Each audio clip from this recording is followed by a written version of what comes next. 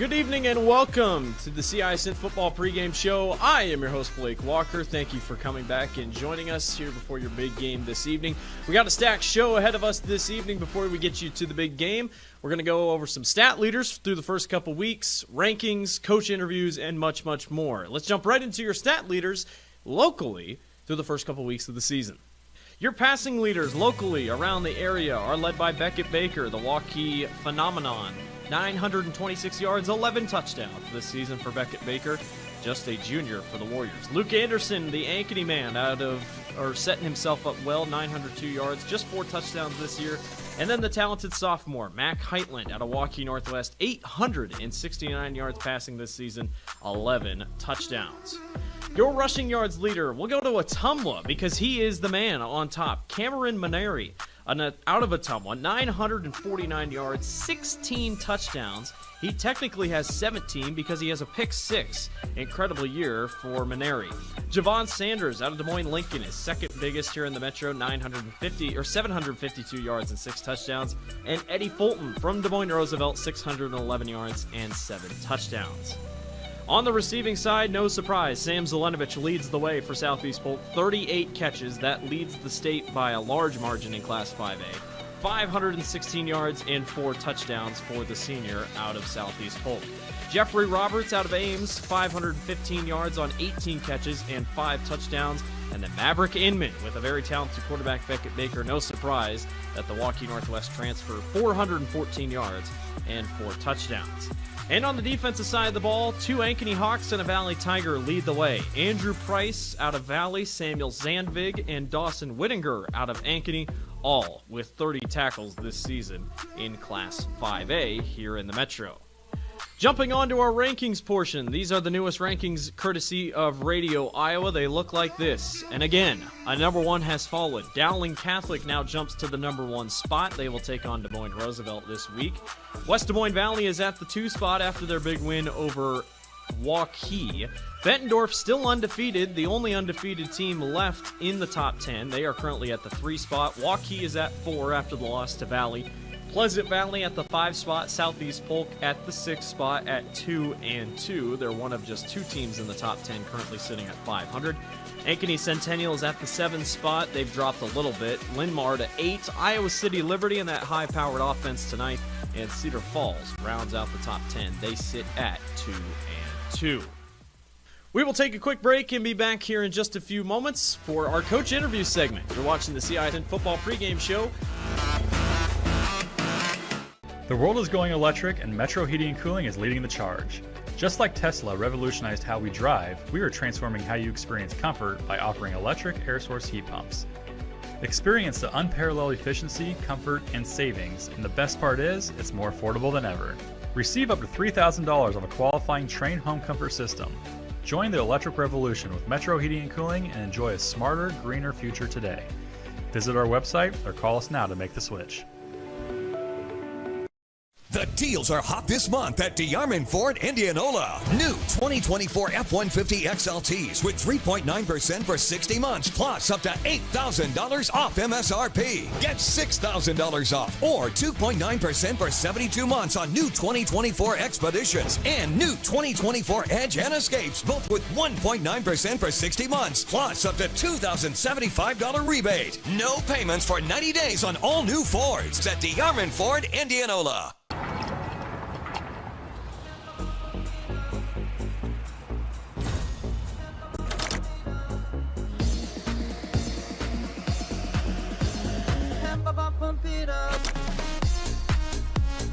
A fuel choice that even rivals can agree on? Now that's worth the hype. Cheaper, cleaner, and homegrown. Pump it up with Unleaded 88.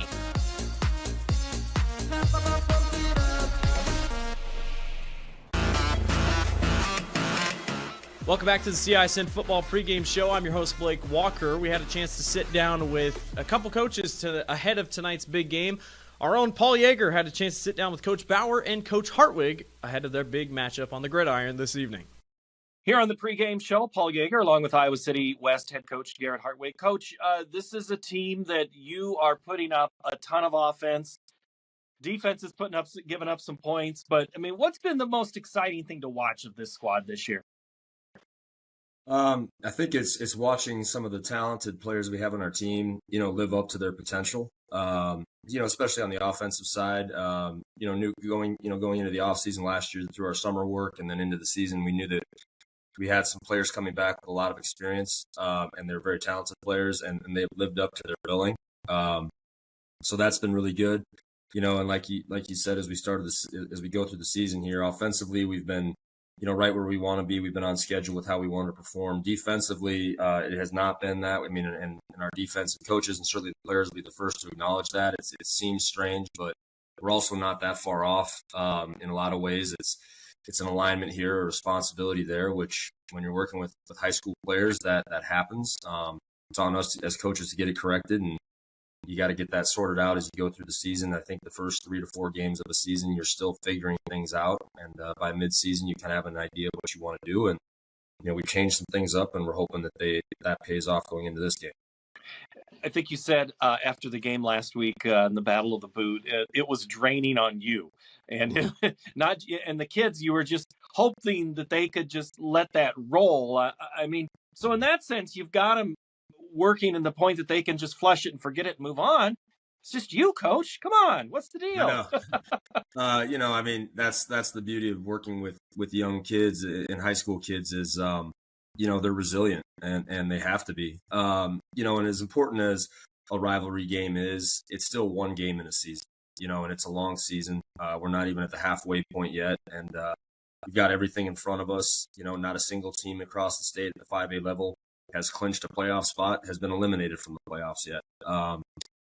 So for me, it's just been one of those things where, as a coach, you always go back and rehash everything. I make notes in game, and I went back through my list of notes, and players don't do that. They move on to the next play, and I need to take a page out of their script. And I think, they've done a great job. I mean, the weight session we had, the varsity 2-game JV game we played the next morning, the players, show great resiliency there, and we've had a really good week of practice, and I feel better being around them. I feel a lot better being around them than I do by myself because, my mind controls, my own well-being. And when I get around the boys, man, they're ready to play again. They just want to get out on the field. That makes me feel better.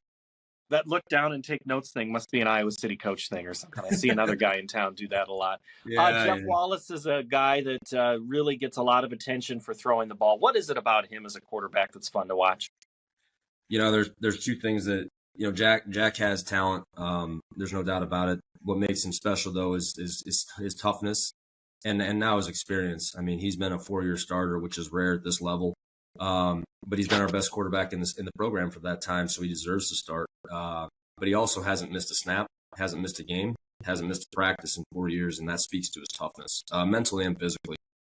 And so that, this year the offensive system we now have in place has really exploited what he can do in a lot of ways. But credit goes to him. He puts in work that he's put in work over the years outside of regular workouts and practices that nobody knows about. And, you're seeing that work come to fruition as we go through the season. What do you see as keys tonight? I mean, you are going against a team that is in search of a win. You're in search of a win. What do you see? I think offensively, it's handling the chaos that they create defensively. They move and stunt and show different things from different directions a lot. And so what we have to do is basically stay on schedule offensively, avoid the second and long, avoid the third and long, to put ourselves in a position to get first downs.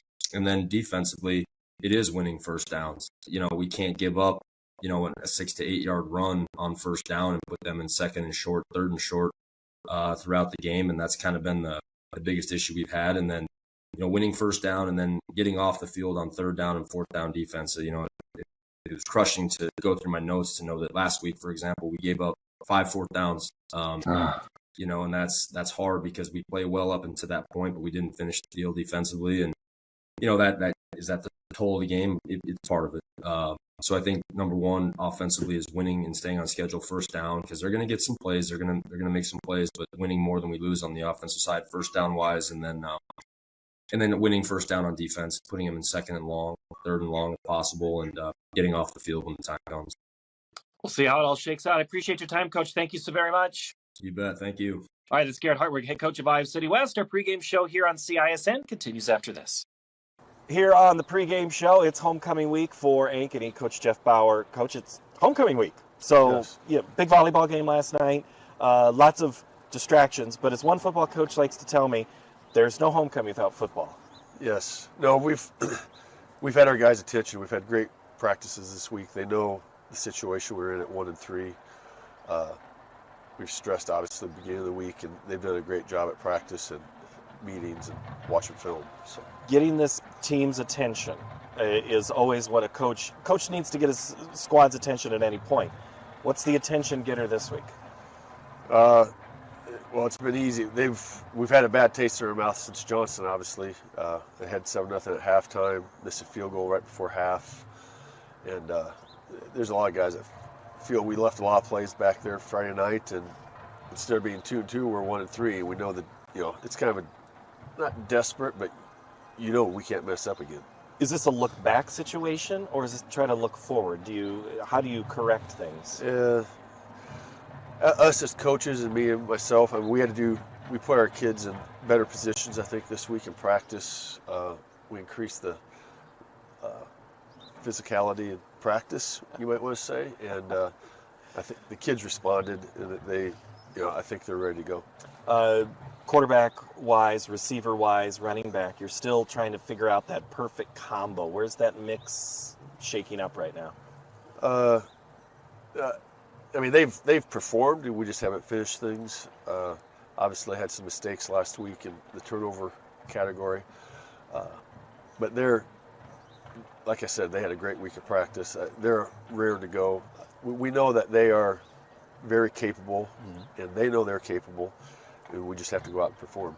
The Daniel Larmies of the world, who just everybody keys on. Caden Hankus is a guy that you were hoping for that 1-2 combo. You're hoping for Erlmeyer. All these guys, at what point do they just pop that top off and go? Is this the game you hope it? Of course, this is the game you hope it goes. Well, how do you get that top open? Well, hopefully tonight. Like I said, we did things different in practice. I think they all responded this week. So I'm excited to see, okay, these are guys, this is the team I've been expecting to see. So we'll see if we get it rolling tonight. Defensively, who's standing out to you? Well, it's a lot of guys have stood out. I guess Hazi's really stepped it up the last couple of weeks, but I mean, our whole defense played lights out. The first half against Johnson because we shut him out. I think we got a little tired. But I guess Hazi, Easy Pinks, they've really showed up. Sammy Sandvik's done a good job. I'm missing some guys. Dawson's done well inside, but they all know they have to get better also. And improvement is part of coaching, and you're trying to get them to that next level. Yeah, that's the good thing. The season's not over with, and we know that. We have to progress each week. We thought, obviously, after Dowling that we'd progressed and gotten where we needed to, and then last week we, kind of stubbed our toe. So getting rid of the stub toe, is that a you just need one play or one series and you feel like the weight's off the shoulders, or is it a half? It's a whole game, especially second half, because we've had that one series every game. We've obviously been ahead or tied at halftime in every game, so we know we belong. It's just we have to sustain it and we have to be consistent. Those are hard words to get across to 16 and 17-year-olds. Yes, it's obviously it hasn't hit home yet, but hopefully this week with how we practice it will. With Iowa City West, you're facing a couple of really good athletes in some spots. You always have, but that's no different than most weeks for you here.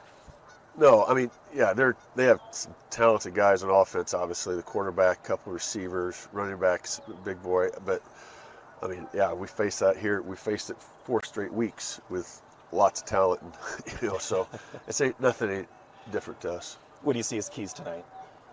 So like I said, sustain, be consistent, and finish our drives. And we need to do it for 4 quarters, not just a half. Have fun tonight. We will. It's supposed to be homecoming. It's supposed to be fun at some point. It'll be fun, hopefully at 9:30. Well, we'll maybe talk to you in the postgame then. Thank you. Sounds great. That's Jeff Bauer, head coach here of the Ankeny Hawks. Our pregame show continues after this on CISM. And once again, we want to give a huge shout out to all the coaches that have had chances to sit down and chat with us all season long. We really, really appreciate it, and it helps give you, the fans, and us a little bit of insight into what's going on Friday nights. When we come back, we'll look at the games to watch here this evening on the Central Iowa Sports Network. We'll be right back. Iowans are working hard, but high prices make it even harder to keep food on the table. Record numbers need help. Your neighbors, your friends, your community. Stopping hunger starts here.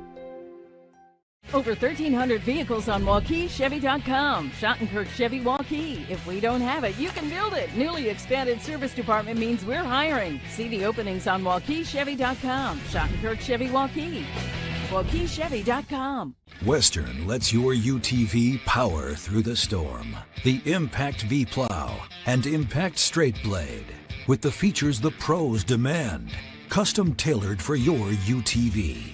And to keep your work top-notch, rely on the Tornado UTV Hopper Spreader. Now that's a job well done. Western, more jobs done faster. Visit Truck Equipment Inc. today at truckequipmentinc.com. Welcome back to the CISN Football Pregame Show. I'm your host, Blake Walker. It's time to wrap things up, and to do so, we'll take a look at some of the games going on this evening.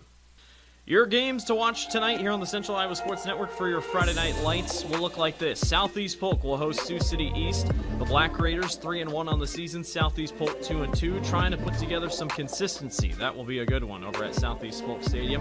Ankeny will take on a very talented offense in Iowa City West tonight. The Hawks need to win to try to keep their playoff hopes alive. They do not want to fall into too big of a hole this early. And Dowling Catholic gets a chance to recuperate and has a big one against Des Moines Roosevelt. Could the Rough Riders pull out a sneaky performance? We'll just have to wait and see as the Maroons take on the Rough Riders. Well, that will do it for us here on the Central Iowa Sports Network. We appreciate everyone so much for watching. I've been your host, Blake Walker. We will see you next week. Enjoy the games, and thank you for watching the CISN Football Pregame Show.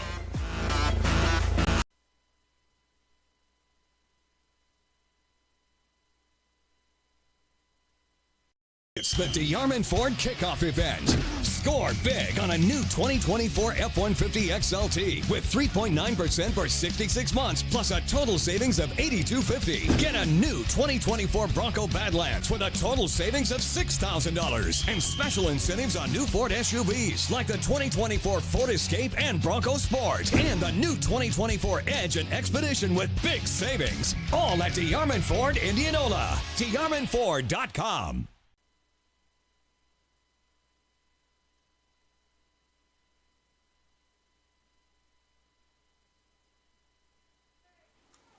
Another beautiful night for high school football in the state of Iowa. It is week number 5 of the Iowa High School Athletic Association season. Tonight, it's the 2-2 Iowa City West Trojans and the 1-3 Ankeny Hawks as it's homecoming for Ankeny. Good evening, everybody, from Ankeny Stadium. Paul Yeager along with Tim Halber. Emma Eckhart will be with us momentarily. Tim, this is a team, both teams. It really works for both. These are two teams in need of a win tonight. Not saying every game is a must-win from here on out for these squads, but it's a must-win for both teams heading out. It is. Looking at the playoffs, you really need to get at least a 5-4 record to have a chance. Looking at a 1-3 Ankeny Hawk team, looking at a 2-2 Iowa City West team. So, and after this, we're halfway through the season already, so it starts getting to be crunch time. Don't let the records fool you. These are two teams that are really good. Coach for Iowa City West says Ankeny's schedule is the toughest in the state. Ankeny's coach says about Iowa City West, they can really throw the ball around and score a lot of points. Something's got to give, Tim. Yeah, we're looking at the Ankeny Hawks just under 14 points a game. They need to get that offensive on track. But also, Iowa City West is giving up about 36 points a game, so something's going to have to give tonight. We're going to see the ball in the air a lot because the Iowa City West does throw the ball very efficiently. Jack Wallace is the quarterback to watch and our Trojan to see, and let's take a look at some of his numbers. This guy's impressive. 73-95 for 1,015 yards already, 12 touchdowns on 3 interceptions. Just to give you a comparison here for Luke Anderson, he's 80 of 132 for 941. So big plays for both of these squads. What do you see about Wallace? He's the complete package. He's 6'3", around 215, 220. He reminds me a lot of Moberly last year, that big quarterback. He doesn't run a lot, but he's averaging over 70% of his passes. He's about 19 of 25 a game, 250 yards and 3 touchdowns per game. So he's going to put up there, and he's got some great athletes on the perimeter at the skill positions. And for Ankeny, got to talk about the running game. 1 rushing touchdown, and it's come from Daniel Larmy. 375 yards on the season. Ankeny's got to figure out a way to get this ball in the end zone.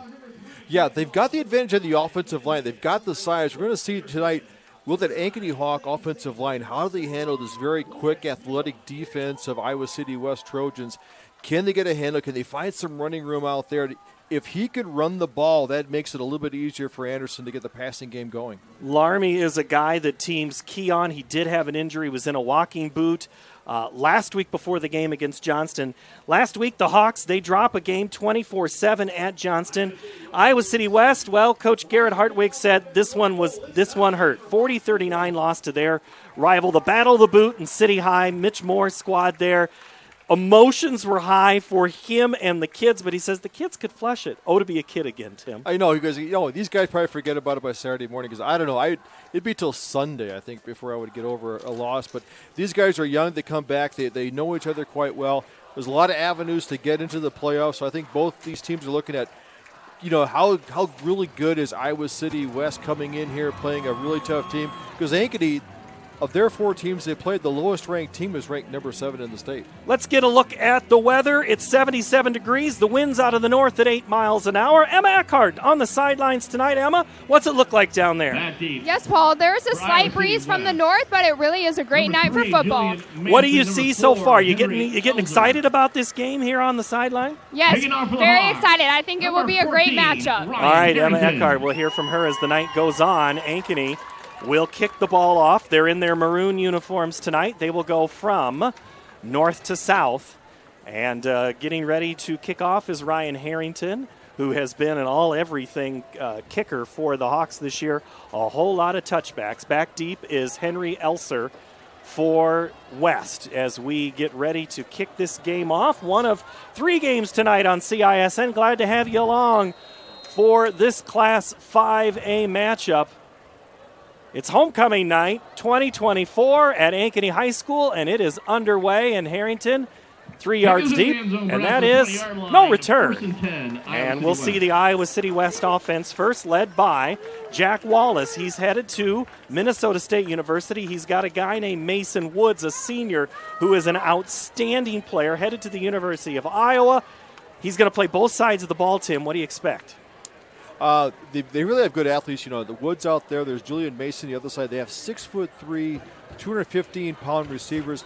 We'll see them spread out quite a bit. We do trips, double wides, no tight end offense here for Iowa City West.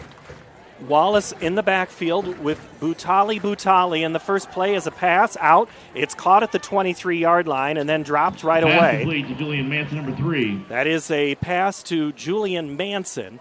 Man to stop for the Hawks, number 11. Lamarius Clark. Mars Clark makes the tackle, 8-yard gain. We'll see Butala. He averages around 12 carries a game, so we'll see him carry the ball a few times here out of the backfield. Second down for the Trojans in their white uniforms, black pant, and gold helmets. Wallace claps, gets the ball. Back to pass again. He's flushed, and he's going to go down. Sacked. Coming in for the Ankeny Hawks is Tristan Hill, the senior.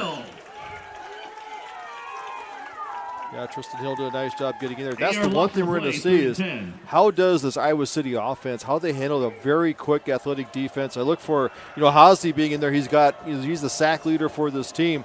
See what kind of pressure that defensive front can put on the team. Loss of 8 on the play. Third down for Wallace. With time, throws it down the far sideline, and it's almost picked off.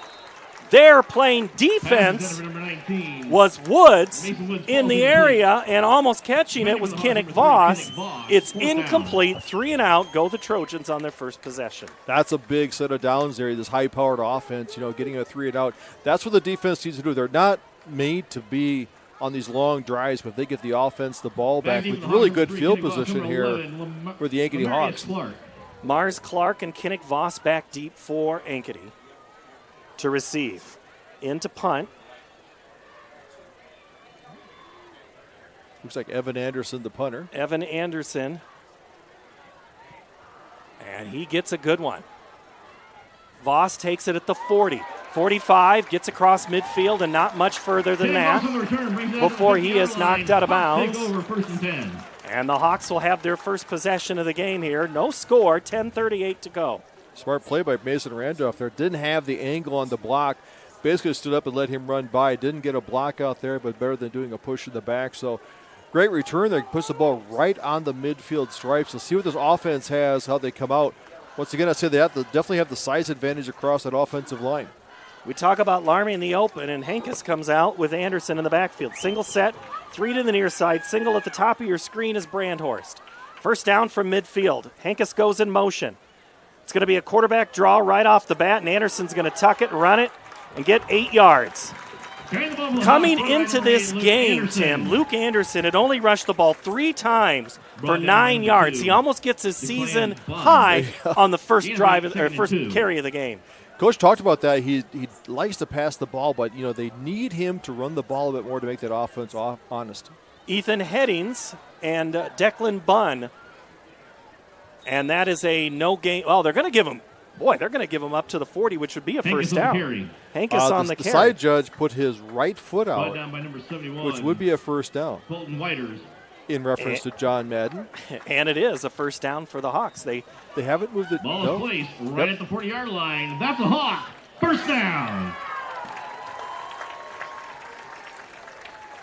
Ankeny has it. 2 receivers to the right, 1 in the backfield. That's Hankes with Anderson.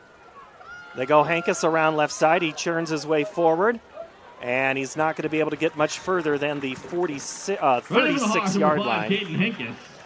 Good block in there by Jack Dorfler. Kind of turned his guy around, the big senior guard.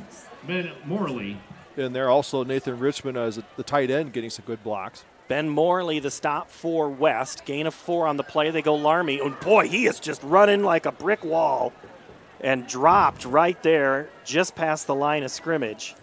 I think who that was is Julian Manson. Larmy on the carry. And also Sterling Warren was in the neighborhood too. 3rd and 3. Whew. Coming into the game now, Zach Breitbach, who saw limited action for the last 2 weeks. He was injured in the game against against Dowling. Larmy gets the call. He goes off left tackle, and he can't get anywhere. Again on the stop is Julian Manson. That junior is everywhere. 4th and 1, the offense stays on the field. 4th and 1. Kind of in this tweener land, is a little bit too far for a field goal. They don't win a pooch punt. Before the snap, we have a timeout, Iowa City West. Timeout, Trojans. Derek Hartwig says, you know what, we can't play with 12 guys on the field. We better call timeout at 8:39 to go here in the first quarter. We'll step away for 30 seconds here from Ankeny Stadium. You want to get stronger, faster, healthier. You want more. You want to be part of something bigger than yourself. A place for people of all ages, all walks of life, that provides opportunities for all to succeed. We do that. We're the why. Build more than muscle. Build a stronger community. Ankeny Hawks face a 4th and 1. Ball is technically at the 31-yard line. The Hawks need to get it to the 30 for a first down. Iowa City West, 4 guys with their hands in the turf. It's going to be Larmy, fumble, and Iowa City West has it. Doesn't matter, it would have been a turnover on downs anyway. Recovering, Larmy never really had the ball in his hands. And coming away with it is Randall Clark. He falls on the Larmy fumble, and that is a big turnover. Or Randall Kelly. Did I say Clark? Yep, I think it's Kelly. Sorry, Kelly. Randall Kelly, number 62. Good look there on the replay on the Metro. Looks like Larmy came in a little bit quicker than and didn't quite get the hand because he wanted to hit that hole hard. They only needed a yard to go. So turnover on downs or a fumble, take your pick. Wallace goes back to work. They go with the handoff, and that's going to be stood up right away. Handoff is to Butali. Number 35. And in there as Kinnick Voss comes up Brought down for the Hogs, number 6. to make that stop. Dawson Wenninger. Gain of 2, 2nd and 8 from the 33.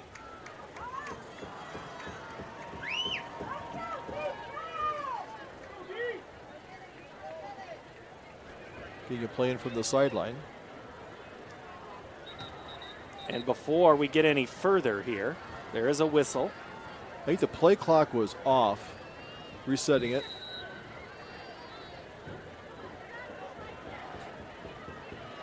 Wallace with Butali. Send him now in motion from right to left. Wallace, quick throw, right side caught at the 30. Getting up a couple of yards there is Julian Manson. And it'll be 3rd down. He's the other big receiver, junior receiver, 6'3", 215. He's got 20 catches on the year. Big athletic guys on the outside. 3rd and 4. Mason Woods on our side of the field. Single coverage here. Man-to-man by Voss. Handoff Butali. He's got it, and then he's hit and escapes that for another couple of yards. Tristan Hill comes up. Ball will be at the 45-yard line. Gain on the play is enough for a Trojan first down. They go hurry up. 45-yard line, 1st and 10, Trojans. Wallace on first down, gives it to Butali, right side. He churns again. Couple of nice big yards. Kingston Upabi was there for Ankeny. That was Giannis Campbell. Giannis coming in at running back. Hawks substitute a fresh down lineman. They go Butali again, and he'll get a couple of yards before he stood up right there. Andrew Haase there. Tristan Hill. And also one more was in there. Easy Pinks. 3rd and 2. Tim, you might not get a chance to say much at the pace we're going right here. Right. Look at the linemen there. They kind of go. They like to go behind Colin Witters when they're better linemen, the junior linemen in there.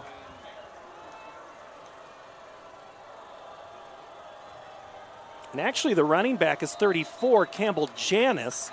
I've been saying Butali. He's 35. 34 is Janis, and we have a whistle and a penalty flag. False start. 72.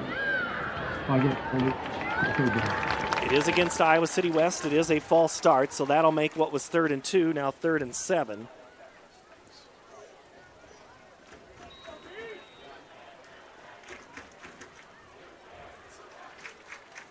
If anything, Ankeny gets to regain some composure. West loves the tempo. But that running game has been quite effective for Iowa City West. Mason Woods here on the near side of your screen, guarded by Voss. They look his way. Now they're going to throw his way. Woods has a step on Voss. Voss breaks it up at the last minute. If that pass is thrown deeper, that's 6 points. Yeah, it was a little underthrown there, but Voss, a lot of closing speed, got his hand up there. Be able to tip it away because he had one-on-one coverage out there. Broke it up by number 3. But he had a rush in his face. That's one thing that the defensive front did, is that Jack Walsh couldn't step into his throw as much, throwing off his back foot. So once again, they create a 4th down here, punting situation for Iowa City West.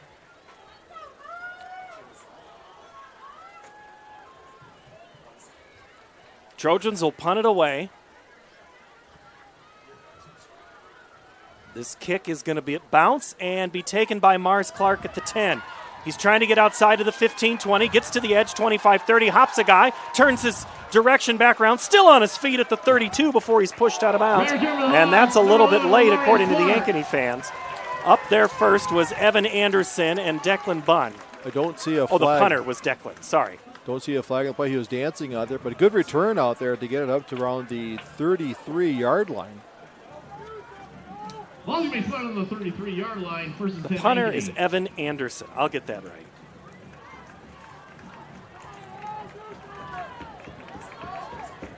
Clark the return to the 33-yard line. First down and 10. Before the play starts, there is a whistle. Could be equipment. Looks like a player's coming off. Might have noticed something. Owen Fisher running to the sideline. And now going out wide is Hayden Carlson.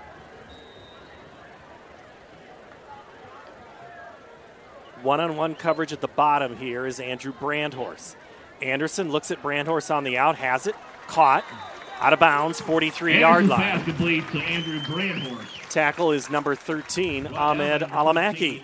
Nice job by Nathan Richmond, tight end. Came down there, crashed on the linebacker, creating that opening for the one-on-one on the outside. So he does a nice job as lining up as a slot, as a blocking back. Gain of 9. They go handoff Henkes. He meets a little bit of resistance and then gets some help. They're first. DeWard and Manson for the Trojans. That's enough to move the chains for the Hawks. Now at the 45-yard line. Manson's 6'3" junior, leading tackler on the team. Anderson gives it, then pulls it back. Goes downside. Brandhorst, he's got him. One-on-one coverage. No flag comes out. Brandhorst was running down that sideline. He had an escort the whole way, which was Alamaki. Alamaki did a good job. A lot of hand checking. Didn't really impede either one's progress, so good no call there by the officials. 2nd and 10. They go back to Larmy, and he just gets a yard or two. No real gain there. Ran right into the pile, which on the bottom, getting off of it for the Trojans, is Kelly, the senior, who plays both ways. Yep. Randall Kelly. 5'9", 235-pound senior. 3rd and 8 for the Hawks. Let's see if Anderson runs it or throws it on this one. He's got time. Now it runs out. He's scampering. Throws down the sideline off the hands of Evan Erlmeyer. Incomplete. Pass of Erlmeyer falls incomplete. Manson downs. and Elser were there. No call. It'll be 4th down. Big shove in the back there. Sterling Warren came in on the blitz. Anderson didn't have much time to get rid of the ball. Danced around quite a bit. Surprised he got it off as good a throw as he did. Number 4, Henry Elser. Smart not throwing it back to the middle of the field, but getting down the sideline. Harrington on to punt. And gets it away for Elser, who lets it bounce, and it takes a hawk roll out of bounds. That thing hit at the 10 and then just took a hard right out of bounds. I thought it would skip out to the out of bounds, but it took another 10-yard bounce, but now it puts the ball down right on the 10-yard line. All right, we haven't heard from Emma Eckhart. There's not been any scoring, but we got to check in with Emma. What's going on down there, Emma? Yes, well, not much yet, but 68 for Ankeny on the O-line. The starting center is out, so number 59 is in for him. So that's Ryan Pruin out and Carter Deegan in. Thank you for that bit of information, Emma, on the sidelines tonight. Wallace empty backfield after the motion. Now he's going to run it, and he is going to be popped just short of the 15-yard line. Their first was Whittinger. Right in the quarterback, number 10, Jack Wallace. Whittinger is one of the leading tacklers here. Filled in well. 4-yard gain, 2nd and 6. Bernhold's the other on the pursuit, flushing him out of the pocket. That's one thing. If they can get Wallace to get more running, moving his feet. 4:21 first quarter. They go Butali, who just does a great job of hiding behind his white shirts. Butali. 31 and 32, also known as Easy Pinks, and Nathan Becker combine on the tackle for the Hawks. Enough for a first down for the Trojans. Up-tempo offense. Butali again in the backfield. Quick throw out to Woods, caught at the 18, now makes a move, puts on some speeds. Whittaker there, also Kinnick Voss.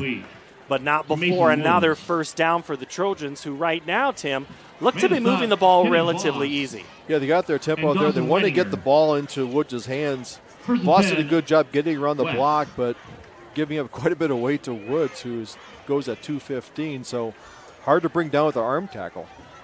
Woods headed to the University of Iowa, the son of LeVar. Butali right side is popped at the 32-yard line. Coming up is Mars Clark. Mars, who went to school for a long time in Cedar Rapids at Prairie, now getting very familiar with Iowa City West. Just down the road on I-380. Only a 2-yard gain on that. Good job of getting in there, slicing in there, keep it to a minimal gain.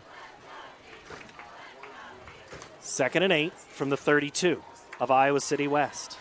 2 receivers left and right. Wallace to throw. On the screen goes to Butali, who drops it after he caught it. Screen pass intended for Butali falls incomplete. They're going to say incomplete. Never had it. All right, never had it. And now third down. The rush came in faster for Jack Wallace. He had to dump it a little bit quicker, so it was a quick-paced screen pass, but well snuffed out there. Even if he would have caught it, I don't think he would have gained anything. So now 3rd and long. This is the advantage to the Ankeny Hawk defense. Can they snuff one out, not letting something go deep? It's what Coach Hartwig said they cannot do is fall behind the chains, and they're behind him right now. 3rd and long. Wallace in the pocket, runs, he's got all day, makes a move, gets the first down, dives up to the 43-yard line before he's fell on by Randolph. And also Tristan Hill. Not known as a big runner, but Jack Wallace at center of the field will open up wide. No other choice there to take it down there. Got past Tristan Hill just enough for the first down. It wasn't pretty, but it got a huge gain on the play for the Trojans. Wallace now points out, looks to the sideline for the play call. 1st and 10 from the 42-yard line. 2:43 to play here, first quarter. No score. Ankeny plays that 3-3 defense with the Hawk or that Rover out there. He's trying to pick out the middle linebacker. Wallace to throw. 3-step drop, fakes the out, goes to the up. Down the sideline, he's got a man. It was in and out of his hands. 3 on 3, so that's Voss on defense, Manson on offense, incomplete. It'll be 2nd down. You try to squeeze it in, between the corner and the safety, between Voss and Taylor. Just about had it there, but the rush was on, so brings up a 2nd and 10. Full blitz there. Brought 5 rushers on there, so they picked it up. So that's what the quarterback's trying to do, is find who the middle linebacker is, set some of the blocking assignments. Wallace goes Butali with the handoff up the middle and then stood up and dropped. Tristan Hill finishes what Ben Taylor started. Also there is Nathan Becker. 22, Ben Taylor, number 32.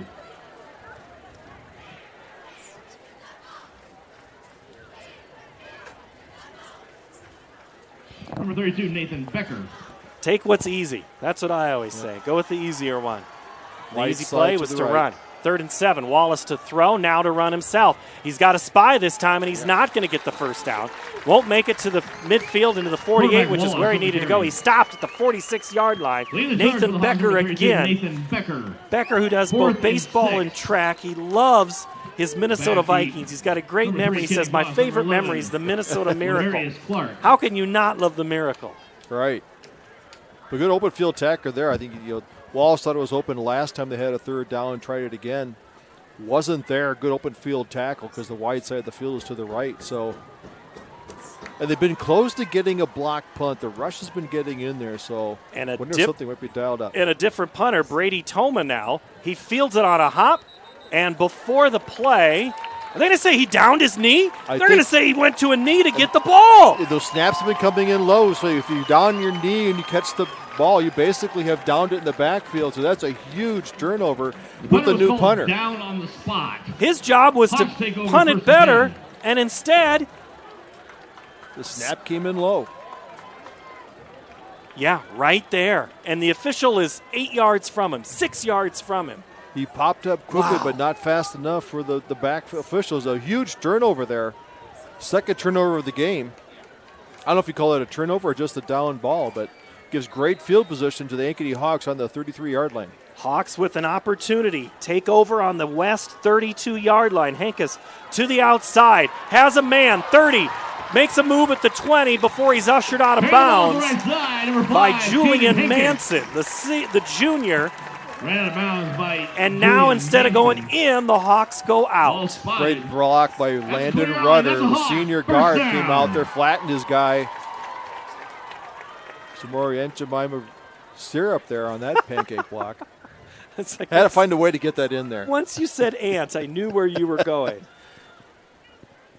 Anderson and Hankus in the backfield. They go Hankus off left tackle, cuts it back on the counter, skirts his way through the middle, inside the 10. Hankus takes the ball down before the line. Julian Manson brings it down, and the Hawks are again in the Metro Heating and Cooling red zone. I mean, Ramage on that block along with Rudder. Hankus and Anderson in the backfield. Under a minute to play first quarter. Handoff. Hankus stumbles and has his knees taken out from him. Diving in that play is Declan Bunn, the senior linebacker. Another one they're leading. He's got 29 tackles on the season. Penalty on the play. Sideline warning. Ankeny, their first. Ankeny issued now a sideline warning penalty. So the next time they're beyond the white. Now we're having a clarification of no. Players or coaches? I think sometimes you get more than one coach getting out there, and some officials are very, very picky on the coaches coming on the field. I don't think it was the players. And the get-back coach, they want it all the way down the line is what they're calling. 1st and 7, low snap. Anderson recovers, runs time, throws, incomplete. Going for the tight end, Nathan Richmond. They've been kind of short on going to Richmond this season. We were talked about. Richmond's only had one catch for 9 yards. They target him on that play. It'll be incomplete. That was busted all the way. But also you got a new center there. You got Carter Deegan in there playing center, for Pruitt. So the snaps have been a little low. That Anderson has been going down to get the snap, having a little trouble there with the new center exchange. You said the L word. We haven't seen much of Larmy. We haven't seen him on this drive at all. It's been all Hankus. Anderson to pass. Throws to the back of the end zone. Flag comes out on the play, intended for Evan Erlmeyer. Number 2, Erlmeyer. Penalty flag is at the goal line. May have seen holding receiver. Not let him get into their break. Holding on the defense, number 19. Mason Woods, one of those two-way players for Iowa City West, flagged there. Now we're seeing Breitbach come back in. They run 2 tackles. They run this heavy formation. They got basically like 3 offensive tackles in there. Some people call it the rhino package, the elephant package, but if I was a running back, I'd like to run behind those. See what they do is sometimes they run away from the power because the defense is slanting so hard that way. The down marker says 3. The scoreboard says first down. We'll see here in a moment what's going on. Anderson, before the snap, we're going to have a legal procedure called against, that would be against Ankeny on a false start. False start, number 13 on the offense, 5-yard penalty, repeat third down. Third down. So the penalty only made it third down on that play. So third and goal from the 8. It's not college or the NFL where the holding or pass interference that occurs in the end zone, they place it at the 1. Brandhorst goes to the top with Erlmeyer to the left side of the formation. Hankus with Anderson in the backfield. 30 seconds to go, first quarter, no score. Anderson to throw with time to the pylon, goes for Erlmeyer, leads him a little too far, incomplete. Passing coverage Erlmeyer right there is down. Ethan Headings. And the Hawks are going to have to settle for a field goal attempt after starting at their own 30, or at the Iowa City West 32. In an attempt the field goal, number 14, Ryan Harrington out of the hole at number 35. Carter Bailey, your long snapper, number 71, Lucas Biroff. Harrington to attempt what'll be a 25-yard field goal from the right hash. Out of the snap of Biroff, Harrington's kick is up, and it is good. Ankeny strikes first with 22 seconds to score. Play here in the first quarter. 3-0 Hawks. This is CISL. 0.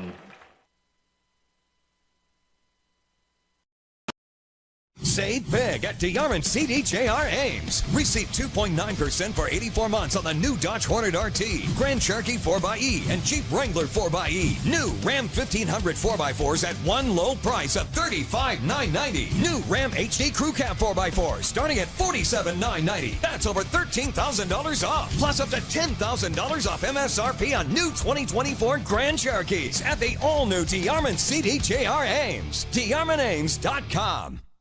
The world is going electric, and Metro Heating and Cooling is leading the charge. Just like Tesla revolutionized how we drive, we are transforming how you experience comfort by offering electric air source heat pumps. Experience the unparalleled efficiency, comfort, and savings, and the best part is, it's more affordable than ever. Receive up to $3,000 off a qualifying Trane home comfort system. Join the electric revolution with Metro Heating and Cooling and enjoy a smarter, greener future today. Visit our website or call us now to make the switch. Ryan Harrington, the 25-yard field goal, kicks it off, and it is taken at the goal line by the Trojans out of their own end zone. And returning it up is Henry Elser. Kick number 4, Henry Elser. And he'll get up to about the 24-yard line. Emma Eckhart is down on the sideline. Emma, you finally had some points to talk about. What else? Yes, well, both teams have had lots of hiccups in this first quarter. Several penalties for both teams. But ultimately, Ankeny's ahead 3-0 right now. All right, Emma, thank you for our sideline report tonight. 14 seconds left in the first quarter. Hawks 3, Trojans 0. Wallace getting an opportunity again here for West. In motion goes Elser. Wallace claps before the snap. We have a flag. I think he cut to the line a little bit too soon, coming across the formation. Dead ball, snap infraction on the offense, 5-yard penalty, repeat first down. Snap infraction. That sounds fancier, right? Yes. Moves it back 5 yards. The Trojans with 44 yards of offense, 22 through the air, 22 rushing so far, Tim. Little surprising. I think they're trying to figure out this. The Hawk defense doing a good job shutting down the outside receivers. Wallace with time, throws down the far sideline, has a man too far, incomplete. Ben Taylor on the coverage there of Chase Bopp. Pass is in for number 18. Looking for that sideline route. That's been a couple times now. He's trying to fit it in just over the corner. Ben Taylor. Corners are pressing down. pretty hard. Safety's going over to the wide side to help out with the big receivers. 2nd and 15. 3 receivers left, 1 to the top. Look at the top for your idea what's going on. Butali cuts in, now gets out. Stiff arms a man, stiff arms the second one. He's at the 30 before he's shoved out of bounds. Depending on the mark, he might have the first down, which he does. Missed tackled there. He had a bounce to the outside, but he's got some really good speed. Sandvik the stop, but not before Butali. Look at these stiff arms. Here's one. Boop. Here's another one. Boop. It's like an Atari game console operation there. Elser goes in motion, gets it on the jet sweep. He's going to throw the football down the right sideline. Man's wide open, and it's short. Wide open receiver. That would have been an easy pickup of about 25 yards. They were trying to get to Julian Manson. Incomplete. Elser has stepped up there. He got a little happy. Got a little excited there to throw the ball. He was wide open. Instead of just throwing it, he tried to place it out there. Ended up being short. And we are out of time in the first quarter. Ankeny 3, Iowa City West 0. This is CISN. Free Godfather's Pizza begins with the download. Order through my new online ordering app and start earning free pizza and sides. It's easy. Download the Godfather's Pizza online ordering app today. Do it. Ever have one of those awkward moments when a business disappointed you? You got ripped off? Didn't get what you expected? The Better Business Bureau can help you avoid these uncomfortable situations. BBB accredited businesses are honest, ethical, and reviewed annually by the BBB. Don't experience another awkward moment with a bad business. Trust the ones that operate with integrity. Look for the BBB seal. It's the sign of a better business. And find a better business anytime at bbb.org. Over 1,300 vehicles on WaukeeChevy.com. Schottenkirk Chevy Waukee. If we don't have it, you can build it. Newly expanded service department means we're hiring. See the openings on WaukeeChevy.com. Schottenkirk Chevy Waukee. WaukeeChevy.com. Wallace to start the second half, or the second quarter, hands it off. Butali on the carry. To Butali, the senior running back. Andrew Haase comes up. Andrew Haase going to play football at Wayne State. So you have got a lot of guys playing at that next level in this game, Tim. A lot of good athletes on both sides of the ball here. Guys have been through 2 really good programs. Great coaching. Wallace with Butali. It's going to be a count on 3 here as the first 2 yield no snap. 3rd and 7 from their own 38. No deep safety. Quarterback's looking at that. Someone's going to have to drop back in the zone. Hawks move at the snap. Wallace with time throws across the middle. Incomplete. Intended for Henry Elser, and the junior didn't have much of a chance. He had 2 Hawks on him. Ben Taylor did a nice job Defending for the Hawks, number 20, going in line of number scrimmage, 22, faking like Ben he's going to Taylor, blitz, fourth coming back there down. in coverage. Did a good Back job. deep for Ankeny, He's number got the 3, lone kicking ball, interception number here 11. for the Ankeny Hawks this year from his safety position. Coach Hartwig said this Ankeny defense causes chaos, and right there, Tim, I think you just described it. And back into punt is Evan Anderson. He takes that snap, no problem, gets it away, and it's headed in the direction of Mars Clark, who's going to let it go, and then it's going to take an Ankeny bounce at the 23-yard line before it is downed by Iowa City West's Ethan Headings. So short field last series got down to the 3-yard line, stalled, had a field goal attempt. See if the Ankeny offense can get something going. Good to see Zach Breitbach back Ball in spot at the there. 22-yard line, 1st and 10, Ankeny. Experience at the right tackle position. 11:04 as we start this possession for the Hawks. 3-0 Ankeny. From their own 22-yard line, it's still Hankus. Play action. Luke slings it down to Erlmeyer. It's caught at the 45-yard line of Iowa City West. Gets a couple of yards. He was arm in arm with Adrian DeWard, and that is a pretty play. Here's the Metro Heating and Cooling replay. Yeah, good throw there. Typical Erlmeyer jumping up and getting it.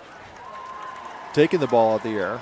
Typical Ankeny offensive play. It's got to be 40 yards or nothing. Hankus is going to break through, and he is going to find his way into the end zone on a 41-yard score. 41 yards.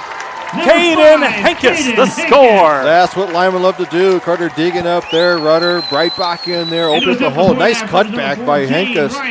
Picking out the hole, going right back up the center. There's no safety there to protect the field. He's going the distance for the touchdown. And your long snapper, number 71, Lucas And guess P-Rock. what, Tim?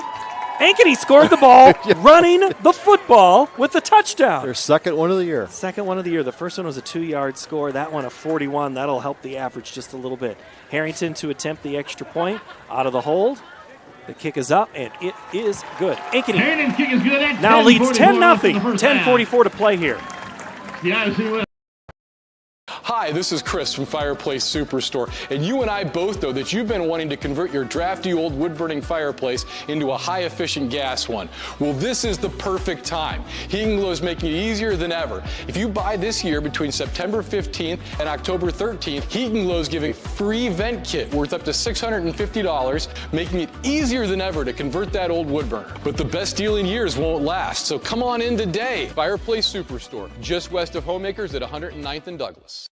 Getting your car serviced or repaired can be a pain. That's why Westside Auto Pros is committed to making it as painless as possible. If you wish, we'll come get your car at your home or office and return it when it's done. Or you can drop your car off here and we'll shuttle you to where you want to go. When we're finished with your car, we'll come pick you up and bring you back. If your car is going to be here for a few days, we offer low to no cost rentals. So give us a call and say, I can't wait to have my car serviced at Westside Auto Pros.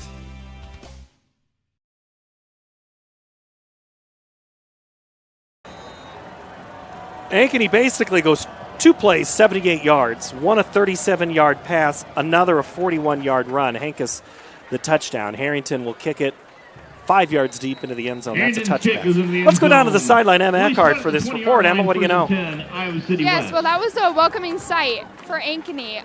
Caden Hankus was for the first touchdown for this year for him, and he led the state last year in rushing yards. And he had been struggling this year, so I'm sure he's very happy with that one. Kind of a play that came right at you there, Emma. That one, as you said, Tim, linemen love that type of play. Let's see how Iowa City West responds. Butali on the ground, and then he has stood up and dropped. Whittinger was there first. Easy Pinks. And then also, let's give Hunter Minner. 2-yard gain, 2nd and 8. One thing that 3-3 defense does is you don't know which way the linebackers, which gap they're going to go in. Whittinger filled it quite well right into the running back hole, stopped him for a 2-yard gain. Wallace gets the hand. Gets it complete out on an island. And making the Pass grab complete to number 19, is Mason Woods and Evan, That's Kinnick Voss, who was there first. Kinnick, the tough assignment tonight on Woods. What? It's like watching a rodeo out there. Kind of had him down there hanging on, like wanting someone to help because he's given up probably about a good 50 pounds to the receiver.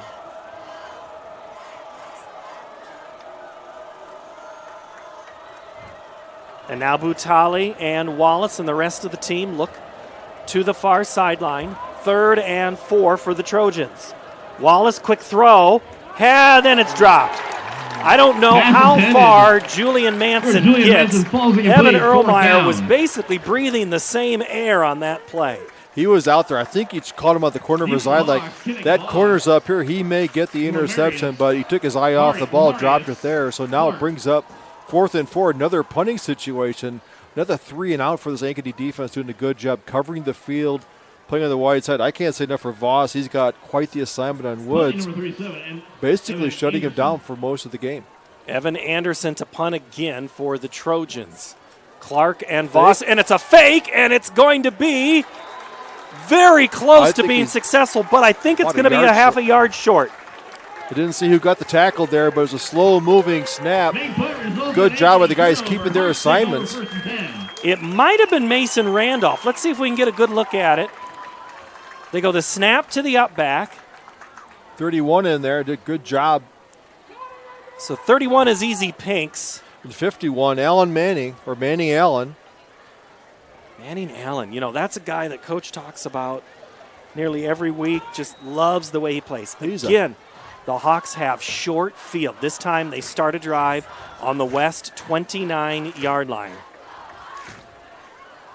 Hankus in the backfield with Anderson. They give it on the right side. Caden runs, and there is no one around. He makes a move at the 3, gets into the end zone. 2 plays, 2 touchdowns for Hankus. Ran it off the offside out there. A little bit of a impulse block there by right back, but he bounced out. All the power was to the left side. The defense slanted over. Linebacker lost coverage out there. Hankus bounced it out with some good speed. 1 play, his 2nd touchdown of the year. Harrington on to attempt the extra point. Hankus coming into this game had 25 carries for 76 yards. The extra point is good. Ankeny 17, Iowa City West 0 from Ankeny Stadium. The Iowa City West Trojans 0.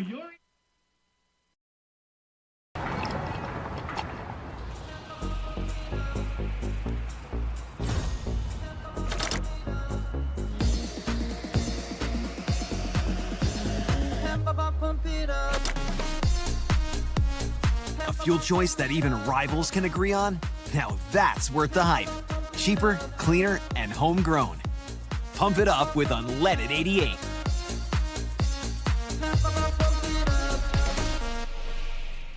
Western lets your UTV power through the storm. The Impact V Plow and Impact Straight Blade, with the features the pros demand. Custom tailored for your UTV. And to keep your work top-notch, rely on the Tornado UTV Hopper Spreader.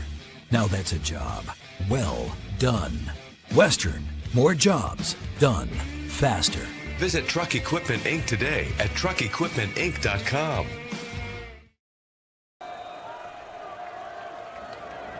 Harrington to kick. With his team up 17-0. High end-over-end kick's going to be taken at the 2-yard line. Great return. Oh, my goodness! Julian Manson was Henry Elzer. Nailed by Nathan Becker on that play. Man stop number 32. Like the human missile coming down there, putting a stop to this nonsense. Nice job there by coverage, getting off their blocks. Nathan Becker. Let's go down. Emma Eckhart. Boy, that was quite a hit. I bet you felt it back there where you're at. Yeah, so that was another great run for Caden Hankes into the end zone. It was great to see for him. What about that hit? Did you see that hit, Emma? I mean, that was a bullet right there. Yeah, that was brutal. You could probably feel it, and you're way back behind the end zone. All right, Emma, thank you. The Trojans go back with Butali. He'll get up to about the 28-yard line before he's brought down by Easy Pinks. Lead the charge for All right, number Caden 31, Hankus Easy Pinks. had 76 yards on the season. He has 70 yards on 2 plays, back to the last 2 plays. Back to numbers that we've seen in 23 for him. They go Butali again. He just runs away from everything, and then he's pile drives at the 36-yard line. Butali for the Trojans. They're going up tempo here, trying to get the defense, tire them out a little bit. Great stop for the Hawks. Number 9, Sam Sandvig. Sam Sandvig, the stop for Ankeny. Ball spot at the 36-yard line. 1st and 10, Iowa Trying to State get the West. running game going, bring the linebackers into the gap assignments, trying to open up some distance between the linebackers and the safeties, trying to find something along those hash marks for their passing game. It's a first down for the Trojans. They go Butali, and he is not going to get anywhere. Manning Allen there first. Tristan Hill, Mars Clark in for the help. Number 51, West has had Manning much Allen. better success, Tim, running between the tackles. Anything on the outside's been a lot harder sledding. Yes, Ankeny pursues very well on the outside there. But Manning Allen, a 5'11", 185 nose guard, handling big offensive linemen, and does an outstanding job. Loss of 1 on the play, 2nd and 11. Back again with Wallace in the backfield is Butali. 3 receivers to the near side. They go Butali in between the tackles, and he finds some success. Good charging up across the 40. Butali. Before he's brought down by Andrew Haase, of course, is the last one off the pile. Easy Pinks there as well. Pinks coming off. Back onto the field, the human wrecking ball, Nathan Becker. Cannonball. Maybe we should call him Cannonball. They've had some success running. They may want to run off that left side again. 3rd and 3. They go off to the right, and Andrew Haase just hog ties him back. Andrew Haase! The future Wayne State player on the big play there is Haase. Another tackle for loss in the backfield. Loss of 2, 4th and 5, back deep for Watch Ankeny. this replay. Number 3, Haase Kenny wants to Baugh. study criminal 11, justice. He Mars Clark. absolutely arrested that guy. Wow. That's getting off your block immediately, finding something out there. Anderson back to punt again for the Trojans on 4th and 3. This kick is away from Clark, who points where it is. It bounces, takes an Iowa City West roll for just a moment, out of bounds. On coverage, Michael Lockdown Johnson and Mason Randolph back in. So the Hawks now, Tim, 165 yards of offense, 119 rushing. Rushing on the season, when you look at these two teams together, pretty even. 586 for Iowa City West, 497 for Ankeny. What's different tonight? The offensive line is getting some good blocks in there. The Iowa City defense is a little confused on how their running game going.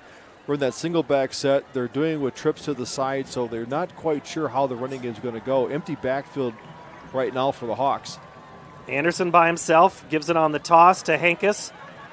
Cuts it back up across the grain through the middle, still on his feet, churning before he's brought down.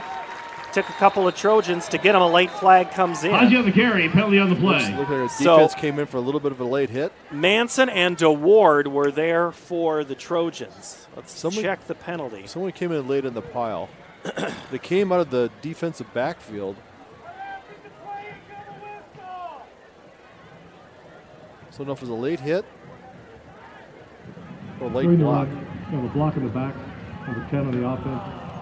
Block in the back against the Hawks on what had been a good run. But anytime, Tim, that a play goes unscripted or not the way it's designed, this is the kind of thing that can happen. It's kind of like a fire drill out there. You don't know where the guy's going because it's a different Ball play. back on the It was a 21-yard great line. play It's to 1st that and 10. point, but everybody's trying to get that one last block on as he's spinning around.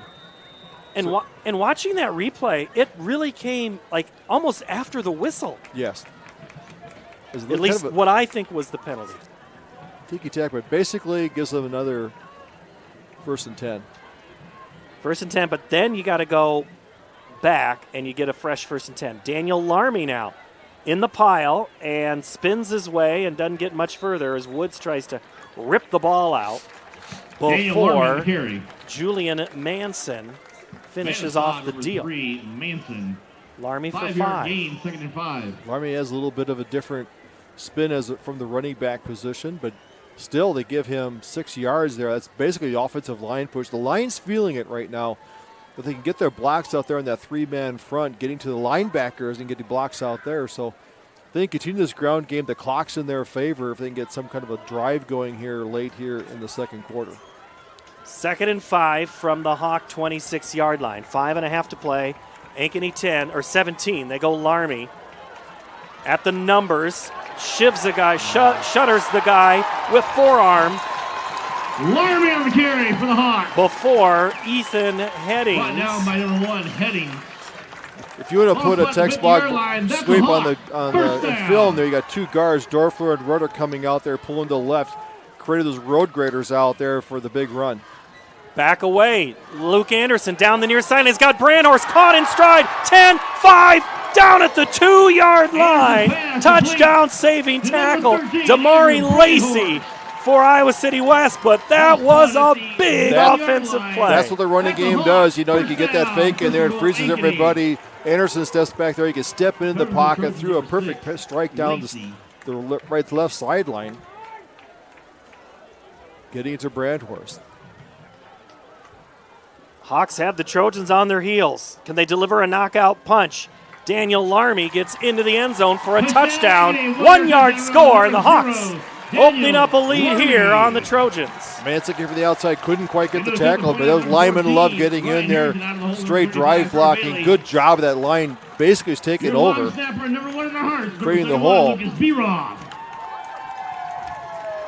Behind the new center, Carter Deegan did a nice job blocking there for the touchdown. Harrington to attempt the extra point. That kick is up and good. Ankeny a 24-0 lead here on Iowa City West on homecoming. You want to get stronger, faster, healthier. You want more. You want to be part of something bigger than yourself. A place for people of all ages, all walks of life, that provides opportunities for all to succeed. We do that. We're the why. Build more than muscle. Build a stronger community. Iowans are working hard, but high prices make it even harder to keep food on the table. Record numbers need help. Your neighbors, your friends, your community. Stopping hunger starts here. Over 1,300 vehicles on WaukeeChevy.com. Schottenkirk Chevy Waukee. If we don't have it, you can build it. Newly expanded service department means we're hiring. See the openings on WaukeeChevy.com. Schottenkirk Chevy Waukee. WaukeeChevy.com. Ankeny making it look easy. Harrington. High end over end kick. That one's going to make it into the goal. That's a touchback. Emma, you got the band around you now. You got to be careful. Don't be getting caught up in any of those scenes. What else do you know? Yeah, it's great to see that this rushing attack has been able to pick up Luke Anderson, because remember last week he had 4 interceptions in the loss against Johnston. A lot different there. Those passes there. Everything's coming right into your kitchen down there, right? Yes, it's very cool to see. There's a difference in being on the sideline than being up here. That is for certain. The emotion a whole lot different. Iowa City West goes to work from their own 20 on the touchback. It's going to be a handoff up the middle, and that's going to be very, very hard yardage 34 for Campbell Janis. Campbell Janis makes the run for Whitinger. 2-yard gain, 2nd and 8. For the Trojans on the season, Campbell has been one touchdown, 28 carries, 109 yards. Played a lot of defense as well. One of those 6 to 7 guys that Iowa City West plays on both sides of the ball. Defense needs their offense to get a couple of first down here. Wallace takes the low snap, throws across to his receiver at the hash mark, and it's caught. Tristan Hill and Ben Taylor make the stop. And it's Woods with the grab for the Trojans. Good tackle there by Ben Taylor. That little turn in there on the hash mark is going to be there. One of the better throws we've seen Wallace make tonight. Wallace gives it a handoff again, and that's going to be no gain. Good bulldog tackle down there. Andrew Haase, Whittinger was there again as the handoff is Campbell Janis. Nathan Becker, linebacker, playing well, so on spot duty coming in there. Creating a no gain. 3:40 to go, coming up at halftime. It's wrestling season. Jack Wignall, head wrestling coach, our halftime guest. That'll be it at the break. Right now it's Ankeny all in control, but big plays by Iowa City West there. That was Janis again on the handoff, and he darn near made a first down, but he'll be a yard short at the 41-yard line. Number 20, Tristan Hill, 3rd and 1. I think that they're going to blitz here. They want to go quickly. Wallace goes under center. Before the snap, we have a whistle. Timeout, Ankeny. 3:04 to play here in the first half. Back in a moment.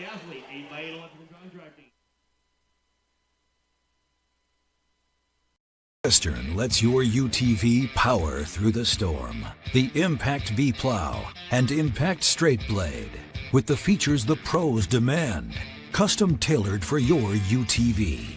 And to keep your work top notch, rely on the Tornado UTV Hopper Spreader. Now that's a job well done. Western, more jobs done faster. Visit Truck Equipment Inc. today at truckequipmentinc.com. Iowa City West in the timeout will have it 3rd and 1. They kind of need this first down right now, Tim. It's a big first down because it's close to midfield. They don't want to lose any yardage here. This is where you say if they get the defense sucked in there, I wouldn't be surprised if Wallace tries to pop a pass to the outside because they're going to have a lot of one-on-one coverage with the press safeties coming up. See what they dial up. Before the snap, Wallace was under center. Now he'll run under center. Look for a hard snap count. Pull it back out. I think that's what he was going to probably do the last time. He might still go and sneak it. Now he goes back. 5 yards off the ball. Janis gets the yard he needs and not much more. Got it by about by a full yard. Number 34, Janis. Karsten Bernholtz was there. Also, Upabi. Ranking number 99, Karsten Bernholtz. First down for the Trojans. They're at their own 43-yard line, 2:46 and 2 timeouts. Let's see if they can score before the half. Wallace going on the wheel route, goes underneath. It's caught, and enough for a first down is Julian Manson. He makes it to the 45-yard line before he's tackled by Ben Taylor, who's been busy tonight. Another one of those big receivers out there. The Ankeny 45-yard line. Defense probably give them a little more cushion they normally would with the lead.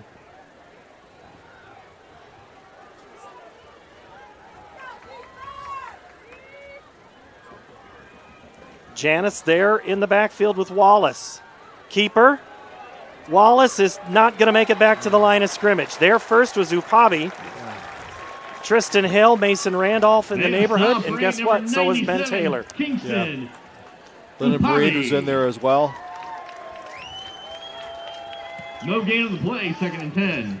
Wallace, a big 6'3", 220 from the quarterback position, but not as fleet as foot. Hard to get to the outside there from that defensive pressure. Under 2 minutes to play before half. Pressure comes, gets it away. Big tight end is brought down. Nick Kaler, the senior, 6'4", 220. That is a load. And the stop is Sam Sandvig. Gain of 4, 3rd and 6. Coming up on 90 seconds before half. Ball will be at the 41 of Ankeny. Keeps the clock running out there. I think at this point of the game, but they're at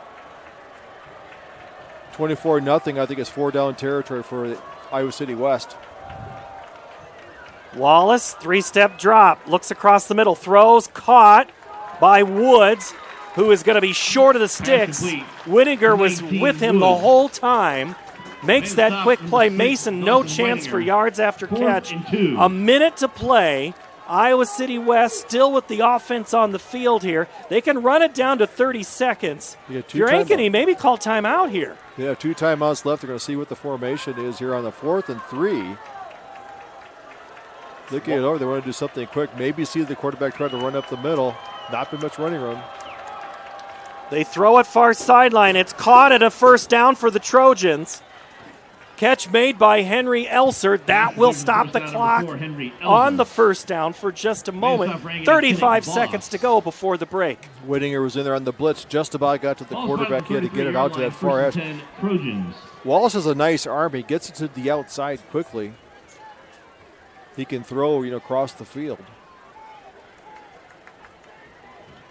Ankeny likes to come with the blitz, a 3-man rush, and blitz a linebacker from any position. Wallace, quick throw, and Mars Clark blows that play up. Holy cow, Mason Woods. Well, that was Chase Bopp. He had no chance on that catch. Timeout. Iowa City West. The second and a half. That's going to be a timeout, Iowa City West. I want to see that play again, Randy. Can we please? Pinks did a great job on the blitz out there. The quarterback had nothing. It almost came back as a lateral, which forces then you bring Clark. Could come up there for the press position. There was the throw to Wallace, and Clark just absolutely no chance to block him on that play. Yeah, he fought through the block, got to the outside, make a great open field tackle. So nice job for the defensively, putting pressure on, diagnosing the play if they want to go to the wide side. And the little bubble screen blew it up. So Iowa City had to burn a timeout here. 29 seconds to go. 2nd and 14. Centennial leads Des Moines East 37-0. Johnston 14, Waukee 7. Dowling 21, Roosevelt 0. Southeast Polk leads Sioux City East 21-3. Valley 35-0 on Ames. Here it's 24-0 Ankeny on Iowa City West. Wallace with time throws it down the middle. Incomplete. Going for Woods. I'd go for him too. You got a big receiver like that. That would have been a first down. Instead, it's incomplete and stops the clock with 25 seconds. A little higher there. Sandvik came in. Smart play not to undercut him to take a personal foul, but a little high there. Wallace has been facing a lot of pressure tonight from that Ankeny defense. The rush, the 3-man rush is getting in there, not knowing where the blitzing linebacker is going to come from. Woods in the backfield with Wallace. Now he goes out and pass. They throw to him, and it's a nice screen caught at the 30 and a nice chuck of Kinnick Voss to get a couple of extra yards. But I think he's going to be short of the first. It's going to be 4th and about 1. Yeah, that little lighting over the backfield. Voss lost him a little bit in the wash by the time he got over there, but still knocked him out, creating a 4th down. Because if you have an incomplete pass, it's over on down. See if the quarterback sneaks in play. Wallace puts his head down, keeps his feet moving. Now here's the thing. He's got to get up to the line now. Clock will stop until the chains are set, and they'll start it again. 15 seconds now. Let's see how quickly. Yeah, Wallace is trying to say, guys, let's go. The captain, the unquestioned, no questions asked captain of this team, Wallace goes to work. With time, throws it across the middle. It's caught by Woods at the 5, 4, 3, into the end zone. Touchdown! Touchdown, Iowa City West. Touchdown, Iowa City West. He just got in there. He got undercut. It was a Chase Bopp, number 18. Running across the field north to south, took it up there, broke a tackle, got undercut, just stretched out enough to get in the end zone. Landed really hard. Here's the replay.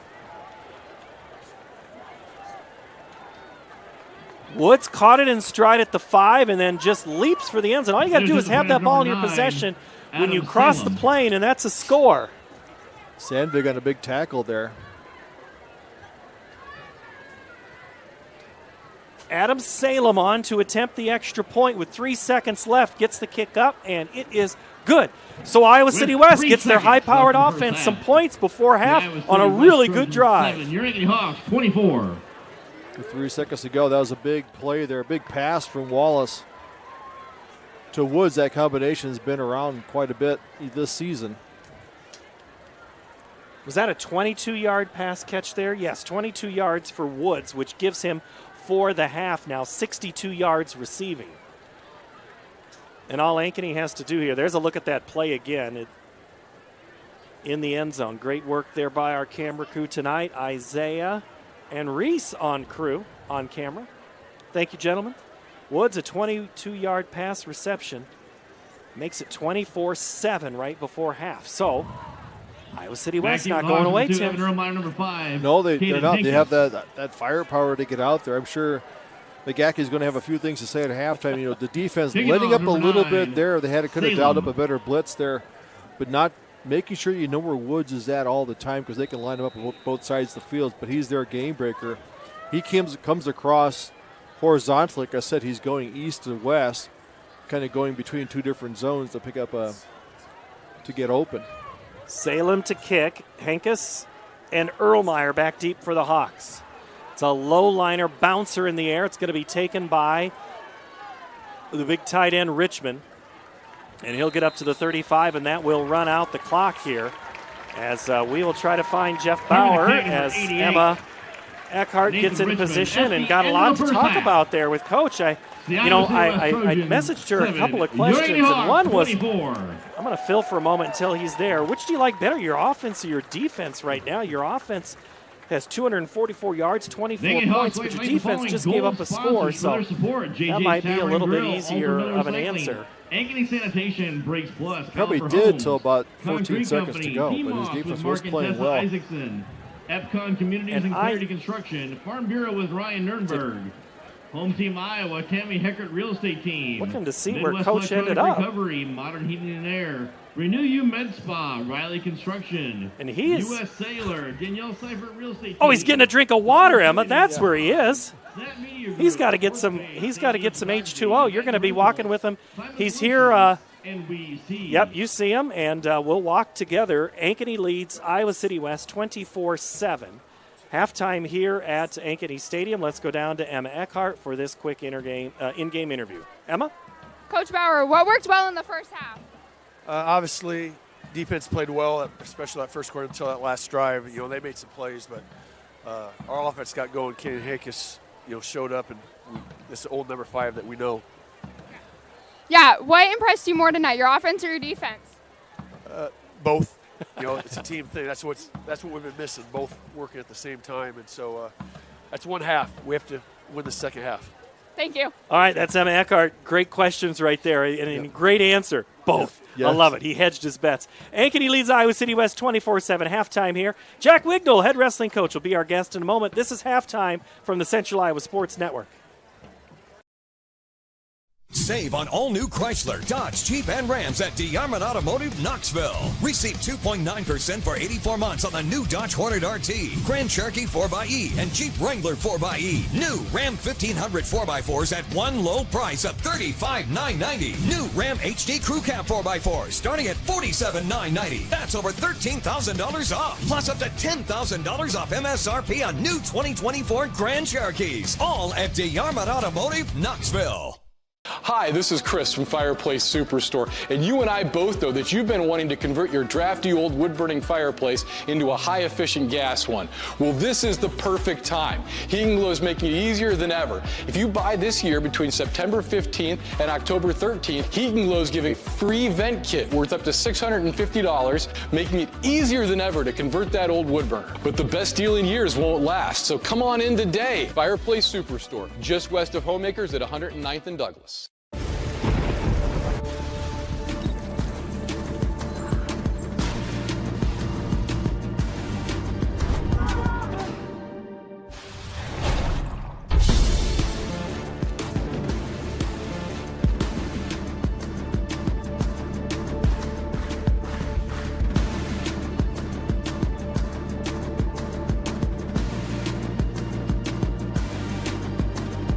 It's hard to stop a train.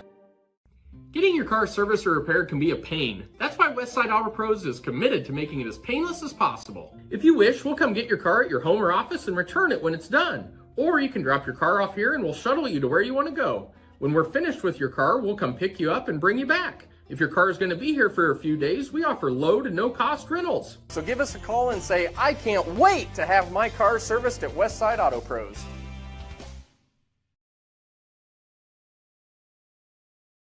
You want to get stronger, faster, healthier. You want more. You want to be part of something bigger than yourself. A place for people of all ages, all walks of life, that provides opportunities for all to succeed. We do that. We're the why. Build more than muscle. Build a stronger community. Back here at halftime on CISN, Jack Wignall, head wrestling coach. Gosh, it's hard to believe we're already wrestling's. Wrestling never stops, does it, Coach? No, it does not stop. But you have coming up this weekend. I think you already have. You've already got open mats or open gyms, however you want to call it. Then you got a big camp this weekend. What's going on? We were bringing back a couple of the former Ankeny Hawks to do a clinic at the high school on Saturday. Caleb Bracci and Trevor Anderson, both D1 guys that are starters for their team. Caleb was a national qualifier and Trevor was close. So they're going to come back and put on a clinic for our guys. And actually next Monday or Tuesday, I think the AWC Ankeny Wrestling Club starts. So we wanted to kick off for the Ankeny Wrestling Club. So we decided to bring those guys in. And, with NIL and these guys getting paid for camps, it's a lot easier to do than trying to figure out how to get them money. But couldn't ask for two better guys to come in that absolutely put our wrestling program up to another level. Well, and let's go with Rachi, and he has a little brother that's entering the program, and we'll get to newcomers in a moment, but there is still a little bit of that family connection, and they finally get to be in the same room together. That'll be fun. Yeah, 100%. It's going to be nice to have Calvin in there. Calvin's a really good kid, and his wrestling speaks for itself. He's playing golf this year, which is good. As much as he's on the mat and likes to grind a break from not playing football. I know he loves football, but it's good for him to have a break in golf. Well, we talk about the year round of wrestling. It never stops, but you got guys that are playing tonight in the football game that are going to be in your room. How important, let's first name some of those guys and then what you think about having guys that play multiple sports. Well, I've always been a big multi-sport guy.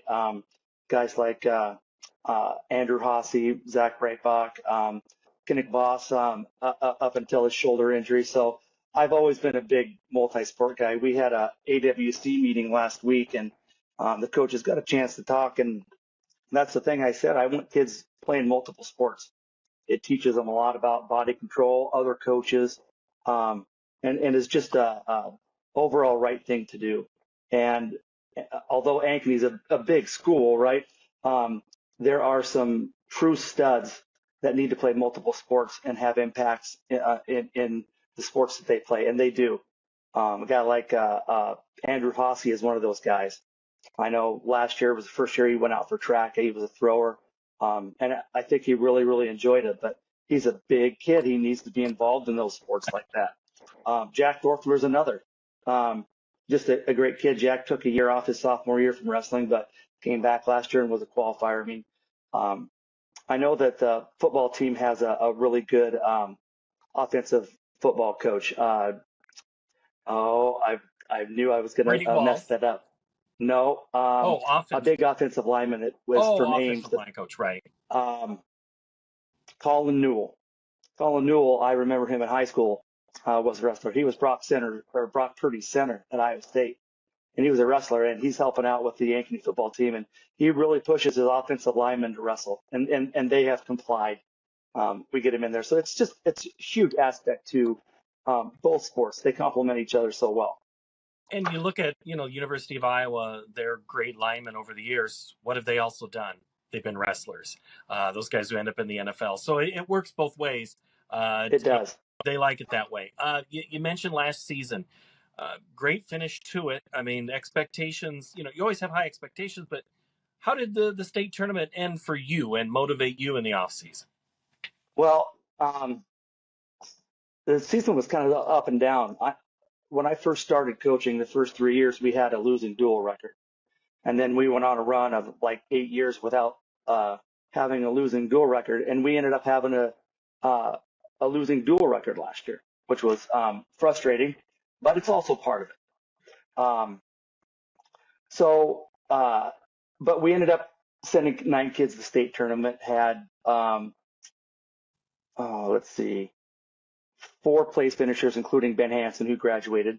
But we've got 6 of those kids coming back. We only had 3 seniors that qualified, so we got those 6 kids coming back. And you always want more. We felt that we could have placed a couple more kids last year, had a finalist, and it just didn't happen. So that's something that we're going to be really working for this year. And the off nights, there are no off nights in duels. I mean, you're just wrestling some great squads. I mean, we always think about Southeast Polk as just being dominant in football, but they're nationally known in wrestling. Absolutely. And then you just always have these tough matches, and including the guys on the north side of town what is it about wrestling in this state that is so just makes it so fun to be a part of? Great question. I don't know if I have the answer for that, but I know that it's been around. It's just been a mainstay with old farm kids up in Cresco and Britt, and those guys wrestled and wrestled and wrestled, and it's really rest in peace. But Dan McCool was such a great author, and he really chronicled some of that. And to get in there and read some of those books that he had written. About the old guys, the guys that are 70, 80 years old now that were winning state titles. And that's just ingrained in the Midwest Iowa farm communities. And it just doesn't go anywhere. It is a mainstay in Iowa. It's unique to Iowa. Don't forget Don Bosco. We'll be in trouble if we forget Don Bosco. And Don Bosco, of course, absolutely. And oh my goodness, we'll go crazy if we don't. This year, newcomers. We already mentioned Calvin a little bit. Who are you expecting new coming in that someone we might see here on match nights? Well, I know that we do things a little differently. We have a 8-9 room, and then we have a 10, 11, 12 room. And so typically we don't bring a lot of freshmen up, 2 or 3 at the very, very most. However, last year, that group of freshmen, we brought 10. I'd never done that before. And there were pros and cons to that. But of the 10 we brought up, 6 of them lettered. And we had a state place finisher that was a freshman. I think he was the only freshman that placed. But we had another freshman that qualified, Aiden Weekey. My nephew placed, Isaac Wignall. So we won't bring up the same numbers this upcoming season that we did last year. Of course, Calvin Rachi, and only because Calvin has a pedigree of wrestling that is, and I can say that for certain. Some of the other guys, we're going to have to sit down as a coaching staff and try to figure out who we want to bring out. There are some pretty good freshmen, bigger size. I know there's a kid named Jensen Kildow, who's a real big kid, football player, baseball player, multi-sport athlete that could survive in our room and help us. And I say survive, the level jumps in wrestling with from an 8th grade room to the 9th grade, and then you're in high school, then our 10th grade room. We really have done that in the past years to hopefully ensure that kids stay out, because they get into the room with Trevor Anderson and Caleb Rachi, and they're going against those guys every day. That is not enjoyable if you've wrestled for a year. So the new kids that we'll bring up, that will be as we get closer to the season, and we kind of have a draft to see who we're going to bring up. But we had some, like I said, our sophomores were really good last year. So we've got several of those guys that were returners that were wrestling as freshmen for us. And it's exciting to have those guys back. And we have Cash Johnson, his dad's an assistant wrestling coach. Riley Edgeberg wrestled a lot of varsity for us. One of the Perez's, Perez, that's an interesting family with their namesake. And, we had some kids hurt last year that were freshmen too. Cam Anderson hurt his knee, and he's finally back, fully cleared. Got a picture of him with his doctor on I think it was Monday or Tuesday that his dad sent me. They said he's cleared, 100%. He's good to go. That's awesome. It's exciting to have this young nucleus of kids. And that's the beauty of the sport, though, too, is that there's only it's one-on-one. They can determine some things too. They keep, Absolutely. That is the beauty of wrestling. It always has been. Yes, it is. All right. Big weekend, and it's going to be November before we know it, and state tournament down, but it goes fast. Enjoy it all, Coach. I appreciate your time. Absolutely. I appreciate you having me on today. All right, Jack Wignall, head wrestling coach for Ankeny. Our halftime show continues right after this. You're watching high school football on CISN. Save big at DeArmond Chevy GMC Knoxville. New Silverado 1500 Crew Cab offering 5.9% for 84 months plus up to $4,750 cash. New 2024 Chevy and GMC 2500 HDs with 5.9% for 84 months. And new Sierra 1500 Crew Cab with 5.9% for 84 months plus up to $3,750 cash. All at DeArmond Chevy GMC Knoxville. DeArmondChevyGMC.com. Western lets your UTV power through the storm. The Impact V Plow and Impact Straight Blade, with the features the pros demand, custom tailored for your UTV. And to keep your work top-notch, rely on the Tornado UTV Hopper Spreader. Now that's a job well done. Western, more jobs done faster. Visit Truck Equipment Inc. today at truckequipmentinc.com. Getting your car serviced or repaired can be a pain. That's why Westside Auto Pros is committed to making it as painless as possible. If you wish, we'll come get your car at your home or office and return it when it's done. Or you can drop your car off here and we'll shuttle you to where you want to go. When we're finished with your car, we'll come pick you up and bring you back. If your car is going to be here for a few days, we offer low to no cost rentals. So give us a call and say, I can't wait to have my car serviced at Westside Auto Pros.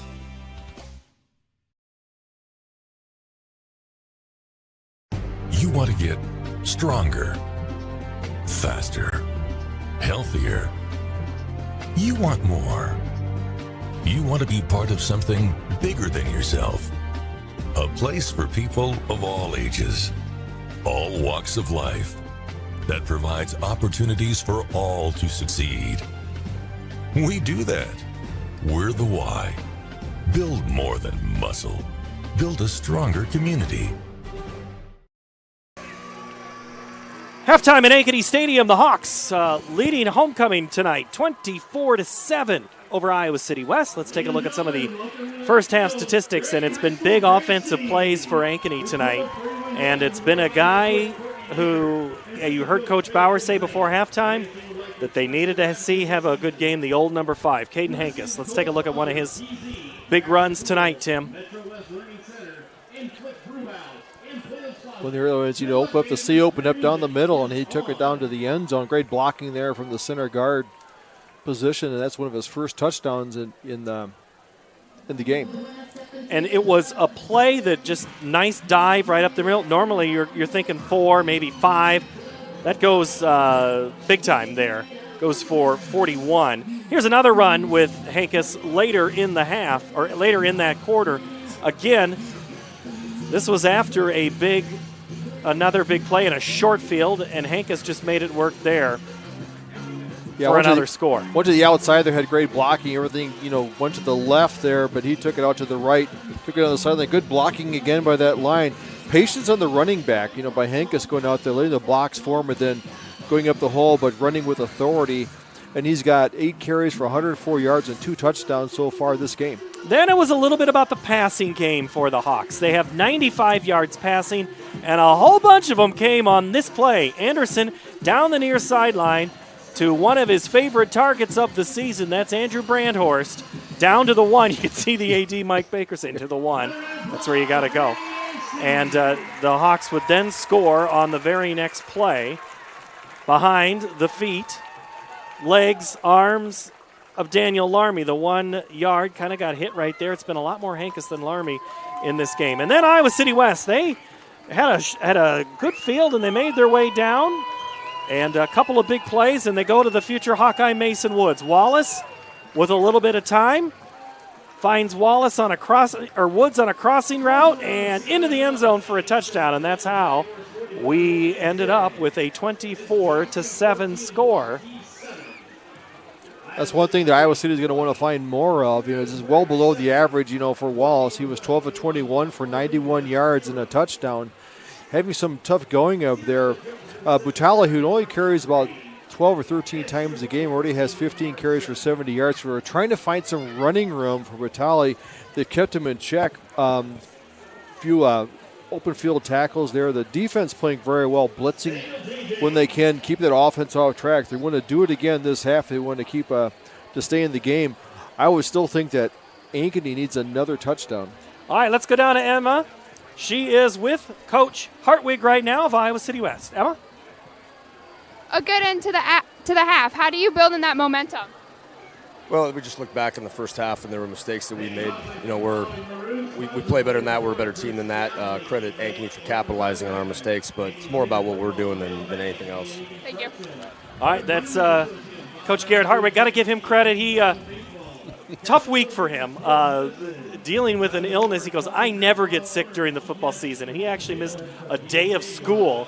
And a football coach, he's just like, I am not wired that way. So he and I exchanged a lot of messages to get our interview this morning, and best to him and his family as they deal with this illness. And you know how it is, Tim. Yeah. These things can work through a locker room in a hurry and take out an offense or a defense. You know, you got kids in grade school, you know, they come home with stuff all the time, and I think it's just, you know, you kind of weather the storm. But, not the most opportune time to be sick there, but you were given stats there before, and I had to cut you off. Hank has 2 touchdowns, 8 carries, 104 yards. Erlmeyer 1 catch for 37. That's the highlight you saw. Anderson has rushed the ball 1 time for 8 yards, so that nearly doubles his season total. Let's see. Larmy 7 carries, 37 yards, and a score. Brandhorst 2 catches, 58 yards. For the Hawks, they are 3 of 7 passing for 95 yards. Rushing 16 for 149, total of 244. For Iowa City West, passing 12 of 21 is Mr. Wallace. He's rushed the ball 6 times for 10 yards. Butali 15 touches for 70. Woods the touchdown, 6 catches for 62 yards. Jarvis 4 carries, 13. For Iowa City West, they have 27 carries for 82 yards. It's a total of 173. Tim, the scores before we take another quick break. Ankeny Centennial leads Des Moines East 44-0. Johnston 14, Waukee 7, Dowling rolling at half over Roosevelt 37-0, Liberty 20, Cedar Rapids Prairie 7. The Hawks will see Prairie next week and Liberty in 3 weeks. Southeast Polka rolling tonight over Sioux City East. That game on CISN 27-3. Valley having no trouble at Ames tonight 42-0. Cedar Falls and Linn-Mar, that's a good one as well. The Tigers lead the Lions 14-7. I'm not sure if that's how the jungle works or not. Urbandale leads Sioux City North 7-0. Bettendorf leads Hempstead 16-0. That's a look at your scores, Tim.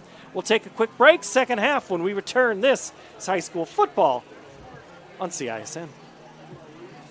Hi, this is Chris from Fireplace Superstore, and you and I both know that you've been wanting to convert your drafty old wood-burning fireplace into a high-efficient gas one. Well, this is the perfect time. Heating Glow is making it easier than ever. If you buy this year between September 15th and October 13th, Heating Glow is giving a free vent kit worth up to $650, making it easier than ever to convert that old wood burner. But the best deal in years won't last, so come on in today. Fireplace Superstore, just west of Homemakers at 109th and Douglas.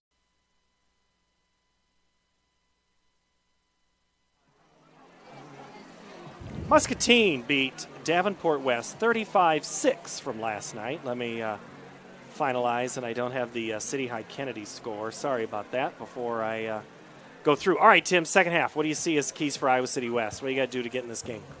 I'm going to say they get their passing game going. They get the downfield passing game going, get away for the running game. They got to get 2 quick scores here and not let Ankeny get another touchdown on the board. City High 43, Kennedy 42 was the final last night. Holy cow.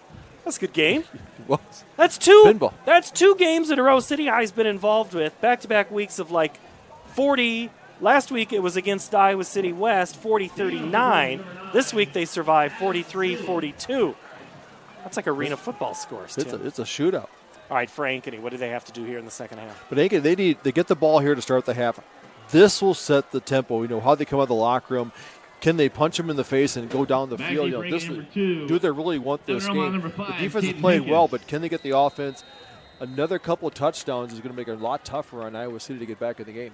Adam Salem to tee it up for Iowa City West back deep for the Hawks, Evan Erlmeyer and Caden Hankus. 24-7 is your halftime score. Ankeny leads Iowa City West. This is high school football on CISN, along with Tim Halber and Emma Eckhart. I'm Paul Yeager, our producer-director tonight.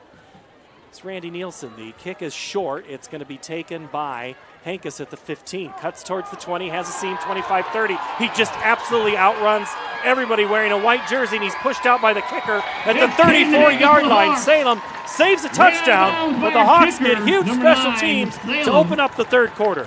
Yeah, and a short kick down there. The lanes open up. They didn't get them all covered there. He had a burst around the 30-yard line, got up there. Great field position getting down to about the 31-yard line. So just what they needed to start this second half is give them a short field, and the offense will take their first down on the 33. Hankus on the state track team state champion track team. They need me to say that just to remind everybody how they dominated. And it's empty backfield to start here. 1st and 10 from the 33. Anderson by himself. Calls it out. Looks to the right, throws back to the left. He's got Hankus at the 35-30. Down the near sideline, 20, 15, 10. Dragged down at the 6-yard line. Leading it is Declan Bunn. And also in there is Adrian DeWard. 27-yard gain. It's a play in the Metro Red Zone. Metro Heating and Cooling. Red Zone's your sponsor all season long on all Red Zone plays. Using that track speed after it gets to the outside. Get that little burst. He doesn't need much of a block to pick up a lot of yards. Larmy comes in on 1st and goal from the 6. Daniel around the left side. Puts his head down and scores a touchdown for Ankeny. Daniel Larmy. Bing, bang, boom. Hawks strike first in the third. There's a combo block in there by Carter Deegan and Zach Breitbach. I don't know. Is it log cabin syrup now we should talk about? But they had a great block on the outside there. They're going to need a new sponsor. They will. I think we have bacon. We have. That's now right. We can do syrup. Harrington to attempt the extra point. Out of the hold, it is good. Ankeny 31, Iowa City West 7 at Ankeny Stadium. Save big at DeArmond CDJR Ames. Receive 2.9% for 84 months on the new Dodge Hornet RT, Grand Cherokee 4xE, and Jeep Wrangler 4xE. New Ram 1500 4x4s at one low price of $35,990. New Ram HD Crew Cab 4x4 starting at $47,990. That's over $13,000 off. Plus up to $10,000 off MSRP on new 2024 Grand Cherokees at the all-new DeArmond CDJR Ames. DeArmondAmes.com. The world is going electric, and Metro Heating and Cooling is leading the charge. Just like Tesla revolutionized how we drive, we are transforming how you experience comfort by offering electric air source heat pumps. Experience the unparalleled efficiency, comfort, and savings, and the best part is, it's more affordable than ever. Receive up to $3,000 of a qualifying Trane home comfort system. Join the electric revolution with Metro Heating and Cooling and enjoy a smarter, greener future today. Visit our website or call us now to make the switch. Elser back deep for the Trojans. Drifts back into the end zone, and it is a touchback. It ends up from Harrington going deep into the end zone. All right, Emma Eckhart, there's something, everybody wants to have the play come to you, it seems. Yes, it's been very interesting to watch over here on the sidelines, but that was another great kick return by Caden. And for that Daniel Larmy touchdown. It seems like Ankeny has solved some rushing issues that we've seen in some of their previous losses. Solve some rushing issues. That might be the understatement of the night, Emma. That is absolutely holding true and going to the ground right away. And there's a good run for Iowa City West to open up the second half. That is Butali before Clark makes the tackle. I know it's Mars, and I'm like, I want to call him Mars, but there is a penalty flag on the play. It is against Ankeny. It is a face mask. So what was a very good game just got even better for the Trojans, and that's one way to give your team a little boost. That's a big 15-yarder after the play was called. Defense has to get their intensity back. That touchdown makes them relax a little bit too much, but they really need to get them get them out there. Ends up being a 28-yard gain when it's all said and done, up to the 48-yard line, and it's a handoff to Butali, and he gets a good 6 yards on first down. 6, 2nd and 4. Tristan Hill there to make the stop for the Hawks.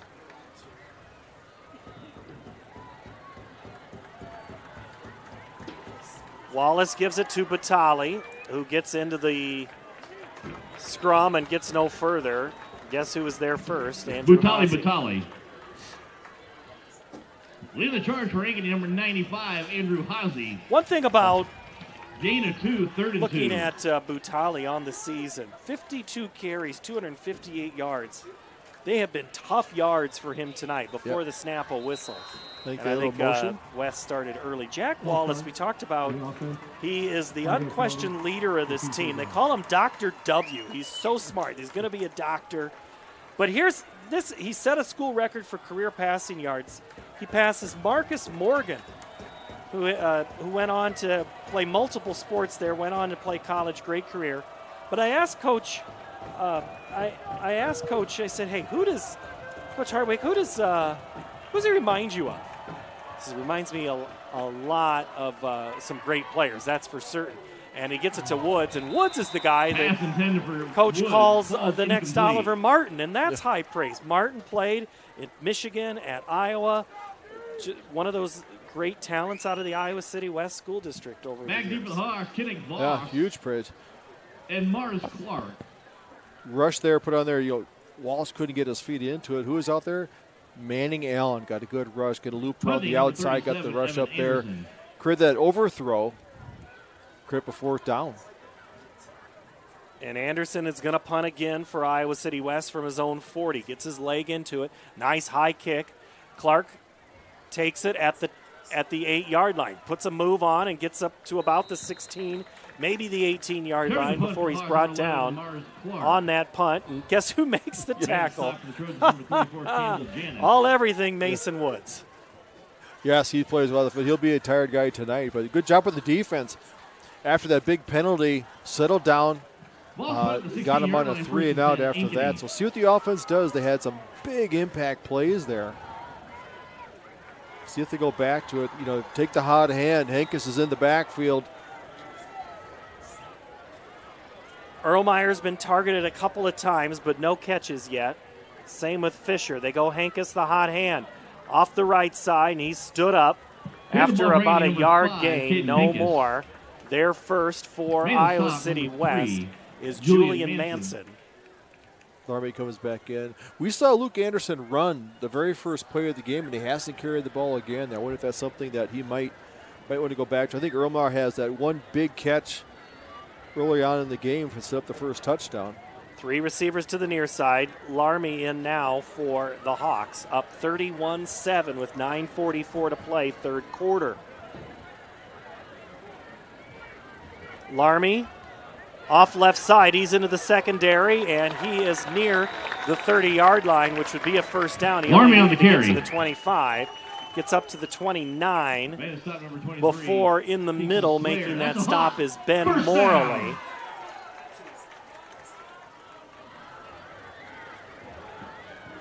Trips again to the near side.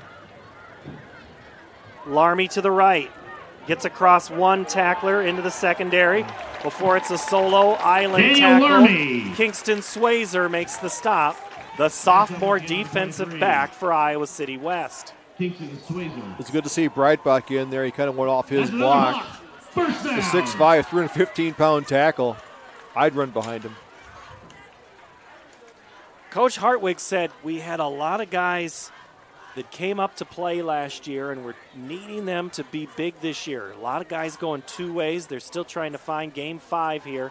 They are in an absolute festival of hard hitting, and they come up big time on that play. Coming in almost on the stunt is Declan Bunn. He gives Larmy no gain. In fact, he might have lost a yard. Also throwing Warren in there from his linebacker position. But that brings in your 4 linebackers, get closer and closer to the line of scrimmage. Now that opens up your possibility. Can you do a quick slant? I see that Erlmeyer here is in the slot position on the hash. He loves to run in the center of the field. He's one of the better receivers I've seen that has no fear cutting across the middle of the field. Fisher out wide, Erlmeyer in the slot. They go Larmy off the right side. Larmy's got an escort, and he gets across midfield and into Trojan territory before he's tackled by Julian Manson. Finding a little bit of running there on that right side against the left defense or the right side of the offense. Good blocking up there. Creating now a 3rd and 1. Gain of 8 on the play for Larmy, who's been the featured back in this series. Daniel gets the call. He gets his way into the secondary and into a first down before he's brought down by the Trojans, Ethan Headings. First down. Shout out to Dorfler. I mentioned Brightback a lot tonight, but Dorfler also do a good job there sealing off that nose guard, creating a running lane for Larmy to get the first down. Offensive line had they were taken to task after the first game. And last week, when you have a quarterback giving up 4 interceptions, you know they don't think too kindly of their performances either. Tonight, they have pushed away a lot of yardage, 318 yards. Anderson goes for Fisher.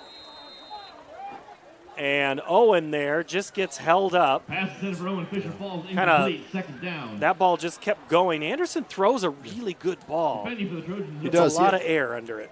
Yeah, time back there. I think that Owen was out there. Owen kind of slanted in a little bit instead of running the route straight downfield. He took it. He kind of leaned in for the ball. He misjudged a little bit, but it was there. But it was a good shot down there. The running game's going well, so when you do that, gives Luke a chance to get in the backfield. He's not being rushed or a rush coming up in his face. We'll see what they dial up here on 2nd and 10. Wouldn't surprise if they go back to the running game. 7:08, clock stopped on the incomplete. Larmy tap dances for a moment, gets another yard. Off for Ankeny. Caden Hinkes. On the stop, Julian Manson. Larmy now for the game has passed the 82-yard mark on 13 carries. I think he's been featured for 41 yards in this drive. Jeff Martins with a quick stat on that one.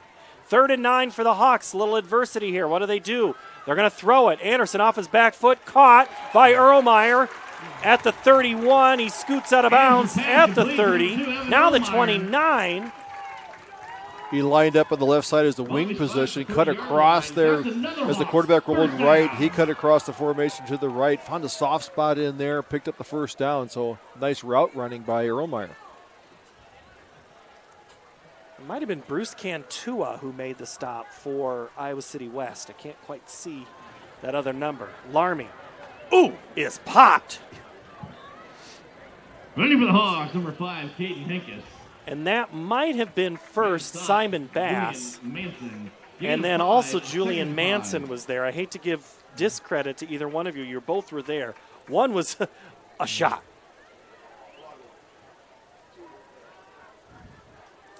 Hawks get 5 on first down. Before the snap whistle. I think the offense might have moved a little early.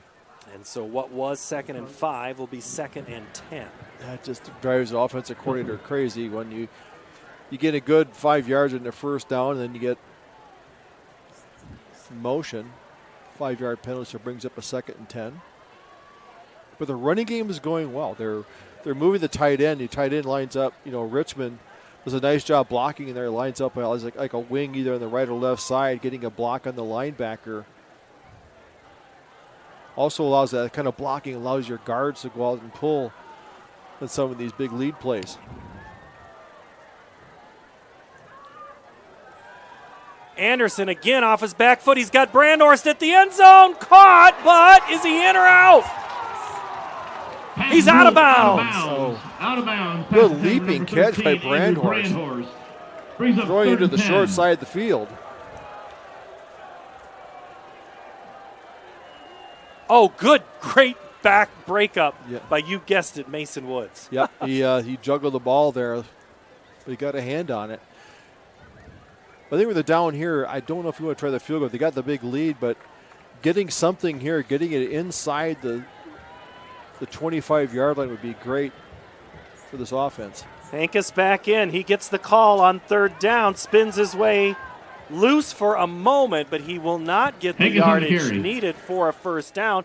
Ball gets up to the 26-yard line before Declan Bunn ends the run. And here comes the field goal unit for Harrington. He'll come on to the field to attempt his second kick of the game.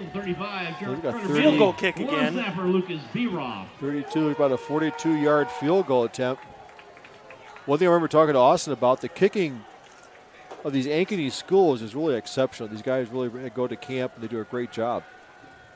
43-yarder from Harrington. The kick is up. It's end over end. It drifts a little to the left and misses wide left.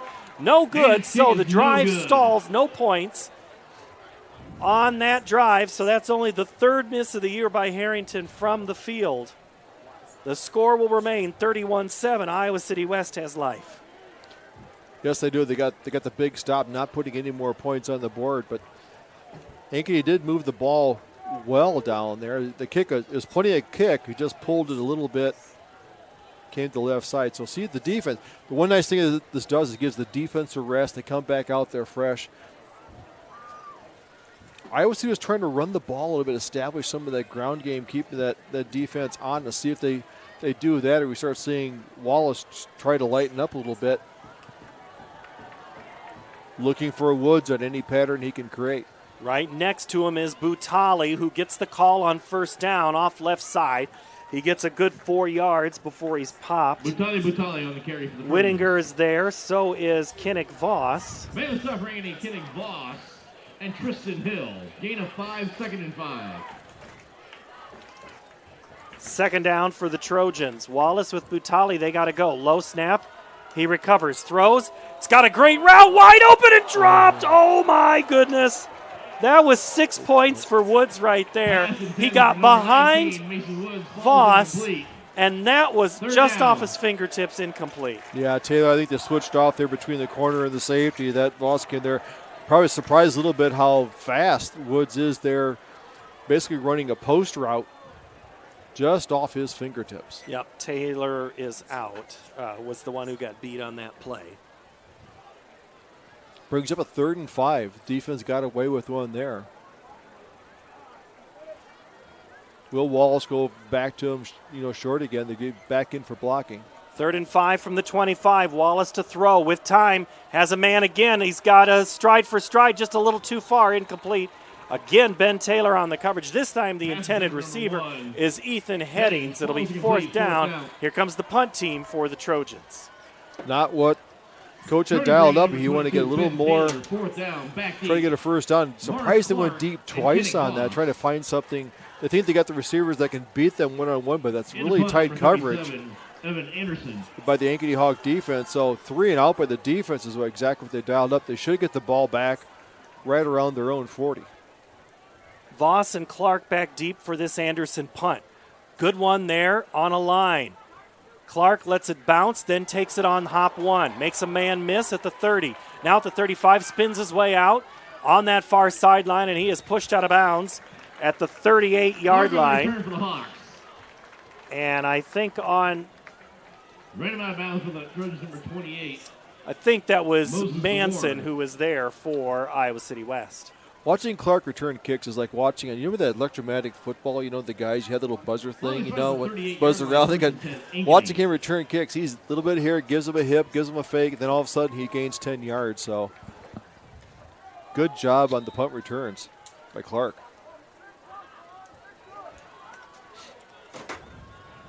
Ankeny go to work, 1st and 10 from the 38.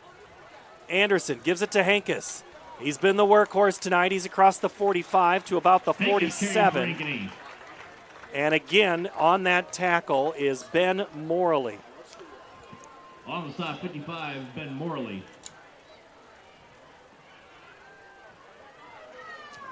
On top of there, they kept the formation. Quick countdown there. Got something, little quick screen out there to Erlmeyer. Picks up the first down. So good tempo to the Ankeny offense. First down.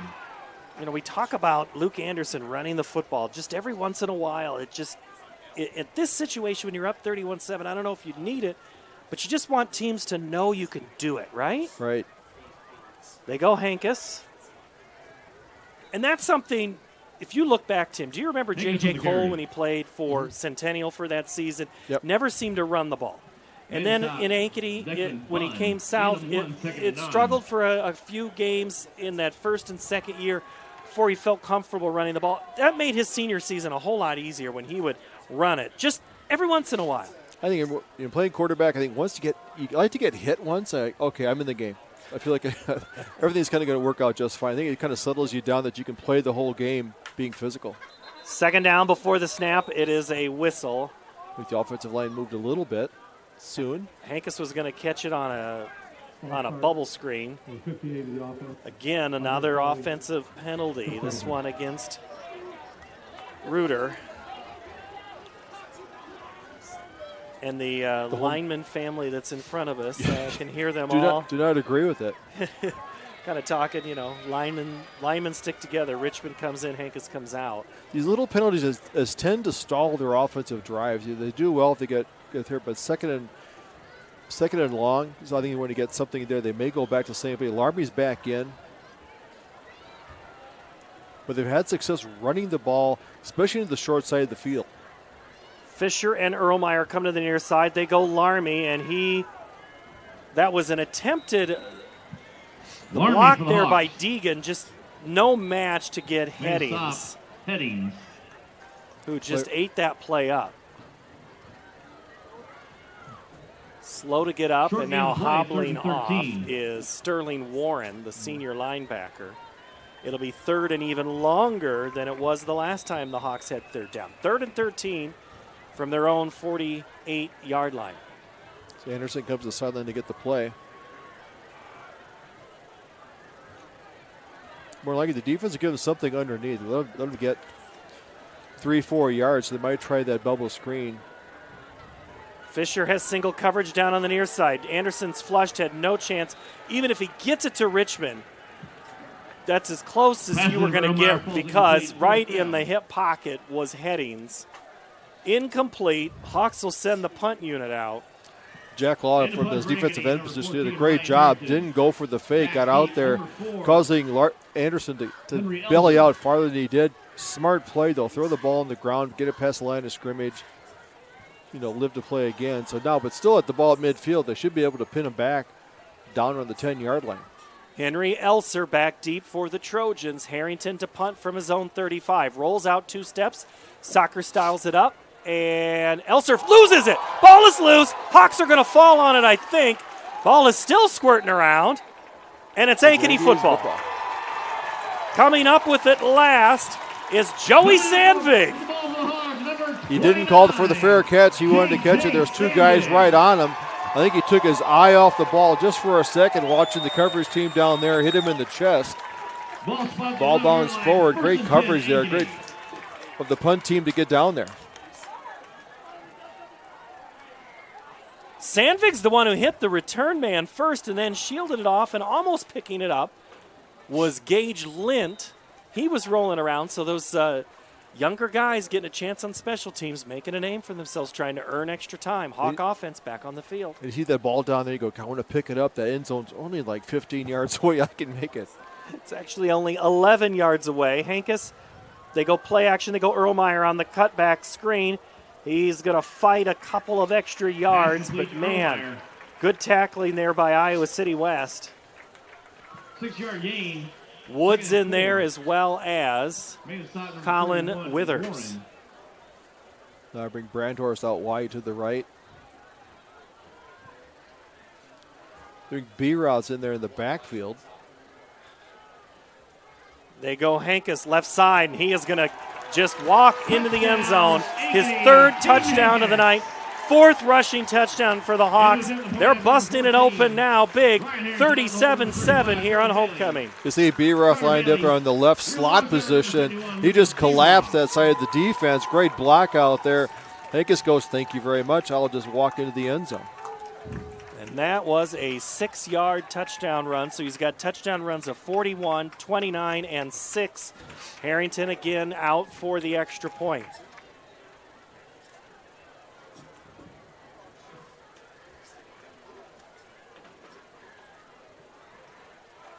Kick is good. Ankeny 38, Iowa City West 7. Hands kick is good at 144. Hi, this is Chris from Fireplace Superstore, and you and I both know that you've been wanting to convert your drafty old wood-burning fireplace into a high-efficient gas one. Well, this is the perfect time. Heating Glow is making it easier than ever. If you buy this year between September 15th and October 13th, Heating Glow is giving a free vent kit worth up to $650, making it easier than ever to convert that old wood burner. But the best deal in years won't last, so come on in today. Fireplace Superstore, just west of Homemakers at 109th and Douglas. Getting your car serviced or repaired can be a pain. That's why Westside Auto Pros is committed to making it as painless as possible. If you wish, we'll come get your car at your home or office and return it when it's done. Or you can drop your car off here and we'll shuttle you to where you want to go. When we're finished with your car, we'll come pick you up and bring you back. If your car is going to be here for a few days, we offer low to no cost rentals. So give us a call and say, I can't wait to have my car serviced at Westside Auto Pros.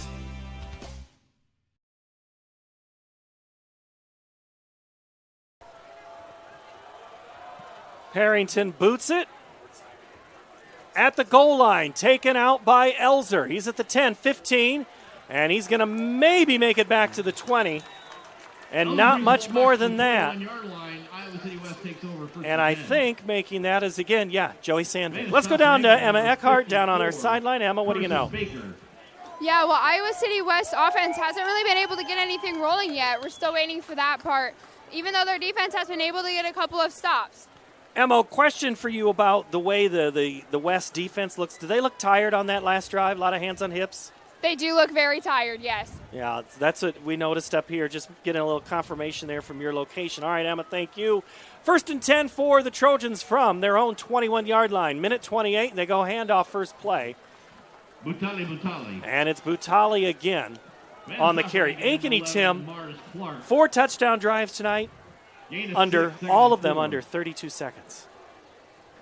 Quick strike ability here, but they've had some huge holes on there, created by that offensive line, and good play fake.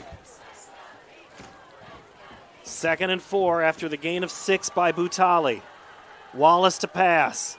Throws it deep. Has a man. It's Woods. It's broken up. Ben Taylor busted up the play at the 40. It'll be 3rd down. Trying to sneak it into that big 6'3" wide receiver. Future Iowa product. He's just, look at that on screen. Look at his size. Yes, it's just the defense has played well. They know where he is at all times. Kind of, we had a game last week, Zelenovich, the coach talked about, a guy like that, you have to know what side of the field they're on at all times. All right, I might ask you a tough question after this play. We'll see how it goes. Involving Sam Zelenovich and Mason Woods. Here, 54 seconds to go, 3rd quarter. Tosses to Butali, and it goes nowhere. Who makes the play but Karsten Bernholtz? First year of football for the senior. He's playing like a veteran on a play like that. Loss on the play. Watch it again on the Metro Heating and Cooling replay. I think he's catching on to the game. A nice job there. Andrew Haasey's like, dude, that's my type of play. Evan Anderson. All right. Zelenovich, Woods. You can start a team. Which one do you want? Let's see. Anderson to punt to buy you time. Both. Shorter kick. Voss runs up on it, but Clark has to let it go, and that's going to be an extra 12 yards. It'll be down at the 21-yard line. He pushed it forward right there. It'll be at the 21. All right, Zelenovich, here's the thing. Speed, but only plays offense. Woods plays offense, defense, special teams. Yeah, Woods is a definite athlete. I mean, a 6'2", 215. He is quite the athlete. He's playing both. I think they're a little thin at some of the positions because he's such a great athlete. You got to put him on the field. If this is the only body work I've seen, I kind of like Zelenovich because he's been a game breaker. We've seen him probably more often, but he does, play. He's a very smart player. I'm not saying that Woods is not, but it's 1 and 1A. Yeah. It'd be you wouldn't lose either way starting with those guys. 3 seconds left. Last play of the 3rd quarter is Daniel Larmy up the middle on a run. It'll get to about the 26-yard line. We're going to go to quarter number 4. Ankeny in control, 38-7. Before that, though, hold the phone. We got a couple of down people. It looks like I'm going to guess the Larmy backup on the center. carry.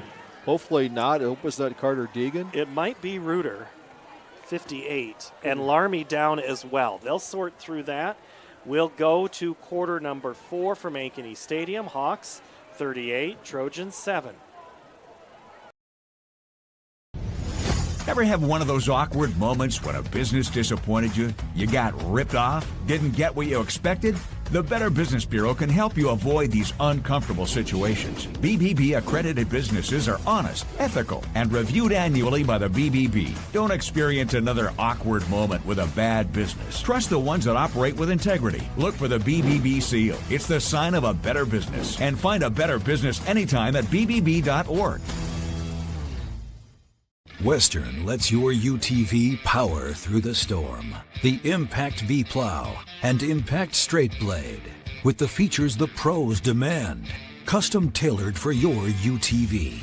And to keep your work top notch, rely on the Tornado UTV Hopper Spreader. Now that's a job well done.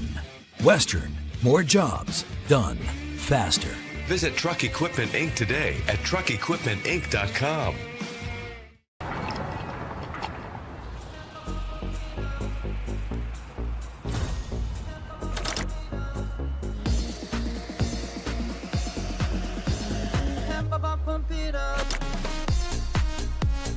A fuel choice that even rivals can agree on?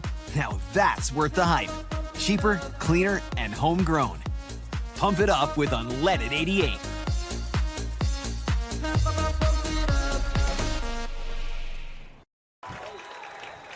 There's the end of the play with Zuber. We have a new running back, Alexander Zuber, in this contest here as quarter 4 begins. Here's the play as it happened.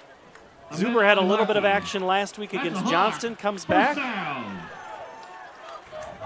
Zubers can run. His brother, the state champion cross country, on the homecoming court tonight.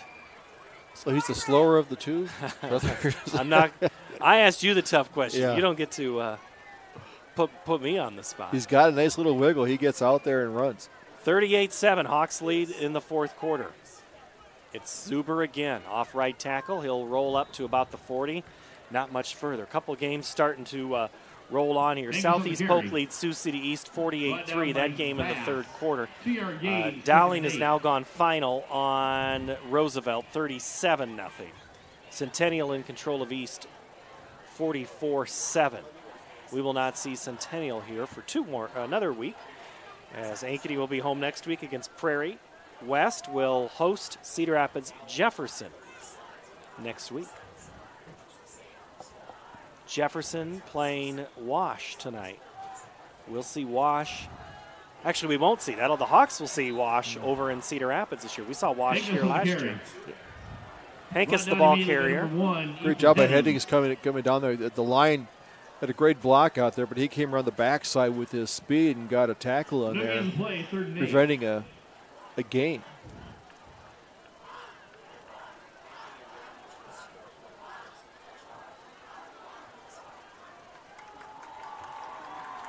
Anderson and Hankus.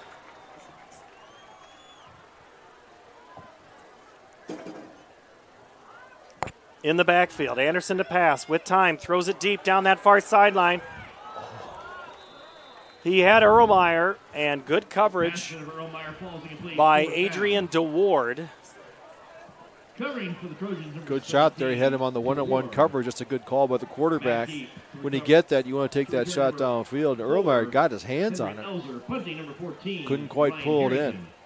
DeWard, one of those sophomores that played last year as a sophomore. This year as a junior. They need him to keep covering ground, and he's been able to do that for the Trojans. Good step for step there on Erlmeyer. Fourth down, Harrington to punt. Rolls out. Short kick. Let's see how it rolls. It bounces straight up into the air and then takes an Ankeny roll inside the 25. Going to be down by Joey Sandvig. No return there by Henry Elser, who was in the neighborhood. 38-7 remains our score. Tim, you were pointing at the stats, I think, during our commercial break 2 breaks ago. What stood out to you? For the passing stats we talked about in the pregame, by Wallace, he is 12 of 24 for 91 yards for the game, way, way under his average. This defense has been frustrating him. Things have not been open. They've rushed him. They've got him moving out of the pocket. So, great job for this defense.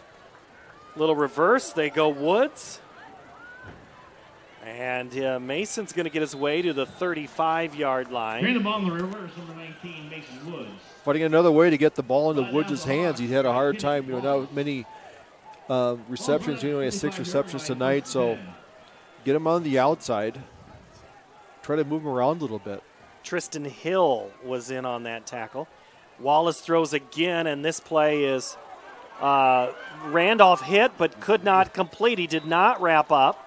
Just sent the receiver backwards for a little bit, and that receiver is Butali. Great balance there. He got hit, set his feet, went back upfield, but the rest of the defense came in there. But you got to wrap these guys up. You can't just lay a body on them. Second down for Wallace. He has his short guy, goes to his second choice, and that's a good one. Chase Bopp up to the 48-yard line. Now a little bit of tempo. Tackle by Clark for Ankeny. Because Wallace has the arm. He can throw from one hash across the field, so he can get it out there so the guys are open. But they're going to be open underneath. Wallace rolls out, throws off his back foot. He has Bopp. No. That is Bopp, and he's still going to dodge his way inside the 30. He gets all the way down to the 20 before he's brought down by Sam Sandvig. Line change by the Ankeny defense. Rotate that defensive line out there, get them fresh. They want to get them off the field. Another couple of missed tackles. Not wrapping things up. Butali on the run off left side, cuts it back up into the secondary, and he's brought down Ben Taylor there. And also Tristan Hill. They're finding some running room, getting the linebackers and also the Hawk defender out of position. Again, it's Butali. He runs the ball for a couple more. Butali for the Trojans. Easy Pinks there, as well as Andrew Haase. Number 31, Easy Pinks. Clock approaching 8 minutes. Second down here. Wide side to the left, see if they want to do something to the outside. Second and goal. Wallace throws, hit as he throws, finds his crossing route. And it's caught inside the 5, Julian Manson. Before Mason Randolph brings him down, and also Clark. Other big receiver. Third and goal from the 2. They're bringing in a heavier back. Looks like they might want to go for the 2 yards out. If you got 2 really plays to get into the end zone from the 2-yard line, they may go to a running play. James Barnett, the freshman lineman, comes in on the play. Barnett, his father, the coach at Iowa. They go Butali left side, and it's going to be short. Andrew Haase has him. So does Tristan Hill. Butali gets to about the half-foot line. Might see the quarterback sneak here. Or run to the left. That's where the heavy formation is. Wallace puts his head down, loses the football. Third effort, dives, and... No, he marked him at the 1-foot line. So the back judge gave the indication that he thinks he's in the end zone. But the judge on the near side, or the line, says no, here's the replay. He fumbled. He might have been on his knees when he picked the ball up. Actually, he'd be down there. He'd been down at the 1. No, you can see, read the officials. No, it said it was on the reach. All right. And Tristan Hill had him around the ankle, so stopped him down there. Now you really rely on your offensive line that's been doing a good job here, the weight of it. Just a drive block. A big defensive stand, even though you had 3rd and 2 on the 2-yard line, 3rd and goal on the 2-yard line. Good defensive stand. They're getting in against that blocking scheme for the defensive line. So Anderson comes back out. Hayden Carlson now into the game as well. Hankus is the backfield. Hawks are playing in the shadow of the goalpost. We may have to go to Emma for some play-by-play down there. She's right in the line of everything. And Anderson just gets rid of it. All right, Emma, let's go down to you. Emma Eckhart's down on that side. Everything's been in your end zone tonight. What'd you see on that fourth down play at the goal line? Number 18. Yeah, it really has been all down here tonight. I just saw they were all just really like in a pile, and I just saw hands reaching, but ultimately they didn't get it. You couldn't quite tell Wallace's knee down from your vantage point. I think that the line was blocked there, right? Yes, I could not. Yeah, just a lot of humanity down there. All right, Emma, thank you. 2nd and 10 as the Hawks look to pass from their own 1. They're going to have to get a little bit of breathing room if they're going to punt this thing, if they can't get any more yardage. Anderson gives it to Hankus, hit at the goal line, but then keeps his legs moving up to about the 4. First one off the pile is Andrew DeWard. 32, Jackson Wall. 3rd down. Yeah. Gain of 3. I mean, Ramich in there as well for the tackle position.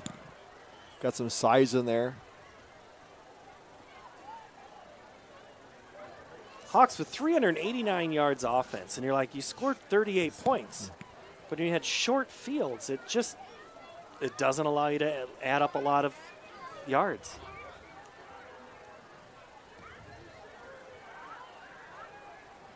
Anderson with Hankus in the backfield. They go Hankus on the delayed handoff. He breaks it past the 5 up to about the 7. And no more. Good tackle by Sterling Warren in there, keeping his feet, not going with the fake, but keeps the clock running to get out of the shadow. A little more room for the punter. 3, 4th and 4. Ankeny has only allowed, Number 4, Henry. or has only scored 13 points each contest. And tonight they have 38. The previous high was in the win against Dowling 2 weeks ago, 23-16. Harrington to punt, 6 yards deep in his own end zone. With time, gets it away. Should be good field position. Fair catch called for and made by Henry Elser. And then he runs. Oh, boy, we got another fair catch called for in Iowa City. He did. He it waved is a fair his catch. It's not a fair catch. Ball He waved his hand. Fair catch taken at the 50-yard line. Now I looked down because I said fair catch called for and made. He did, and he stopped, and then because then the tackler let up in the coverage. So I don't know if in college is there a penalty for a fake fair catch? I don't know. So anyway, Iowa City West back on offense. Woods held to the left. Wallace has thrown it 29 times. He hands it off to Butali, who breaks way free all the way up to the safeties. Butali on That the Before Easy Pinks the tackle. That play has been there. 31, Easy Pink. Butali has 25 carries tonight, well over his season average, per game. So they found something with the running game, just not enough there for the passing game to make it go. West getting a whole lot of push on first down to get 10 yards. Wallace again, throw, caught, and then dropped in a heartbeat at the 20, catching it. I'll give you credit, Jace Bopp there. He pops right back up after getting drilled by Sandvig. It's always tough catching across the middle. Butali on first down is stopped by Hazy. Butali on the carry. Maybe back to the line. No, he lost a yard. Andrew Hazy. What that also does is makes the clock move. 4:50, 4:45 counting down. Wallace looks to his left. Throws, caught at the 5, brought down right there. No further is Sandvig. It's again, they're finding, this is the Chase Bopp drive.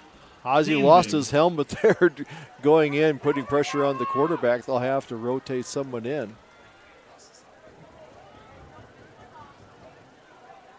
First and goal, Trojans. Brandhorst, and it looks like maybe Upabi came into that far sideline. First and goal from the 5. Trojans to throw, caught. 5, 2, 3, end zone touchdown, Julian Manson. But hold it, there is a penalty. Could be passed. I think there was holding in the secondary, but I don't know if it was an illegal block or if when the defensive backs was holding one of the other receivers. There's some jostling going on there. Number 4 of the offense. Yep. 10-yard penalty. I thought a receiver was down there downfield blocking on one of the defensive backs, causing that to be open. Okay, they threw it. Yeah, Elser was holding right there, and it was caught, and Manson had the touchdown, and now it's called back. So again, inside the 5-yard line proves to be troublesome for Iowa City West on consecutive drives It'll here. be a first and goal on the, it's only a 5-yard penalty, so first and goal at the 10 or 11-yard line. Please set the game clock to 3 minutes, 55 seconds. Please. Because the holding was, if it's a spot foul, it was at the goal line. Right. So it'd be 10 back, right? No, they only give them a 5-yard. They were at the 5-yard line before, so now it moves them back 5-yard line. Okay. Wallace, shovel pass, Butali shakes and bakes, gets inside the 3 and then goes down inside the 5. Mars Clark, 35. That's a new wrinkle. Little wrinkle. Butali brought down by Game Mars plan Clark. was to emphasize Butali. Second He's and had goal. some good yards there. Not a score, so now they get down there. It is second and goal at the 4. Tim, as you said, the clock is the enemy of the Trojans, now down to 3.5 minutes to play. Woods is out there, was in the slot going now. He's going to go wide to the left of the formation. They're doing double wide. Look for some kind of crossing pattern in the back of the end zone. Trying to get him free, use his height. Butali leaves the backfield. Wallace throws on the slant. You bet it is. That's who it's been all route. Might as well get the touchdown. That is Chase Bopp, the score for the Trojans. Yeah, ran that skinny post right across the middle. He was open, and he had his leverage on his receiver. That's a hard one to cover there from that position. Bop it, pop it, score it. Intercept the point after number 9, Adam Salem. Salem on to attempt the extra point for the Trojans. Kick is up, and it is good. 38-14 is our score here in Ankeny. The Iowa City West Trojans. You want to get stronger, faster, healthier. You want more. You want to be part of something bigger than yourself. A place for people of all ages, all walks of life, that provides opportunities for all to succeed. We do that. We're the why. Build more than muscle. Build a stronger community. Iowans are working hard, but high prices make it even harder to keep food on the table. Record numbers need help. Your neighbors, your friends, your community. Stopping hunger starts here. Over 1,300 vehicles on WaukeeChevy.com. Schottenkirk Chevy Waukee. If we don't have it, you can build it. Newly expanded service department means we're hiring. See the openings on WaukeeChevy.com. Schottenkirk Chevy Waukee. WaukeeChevy.com.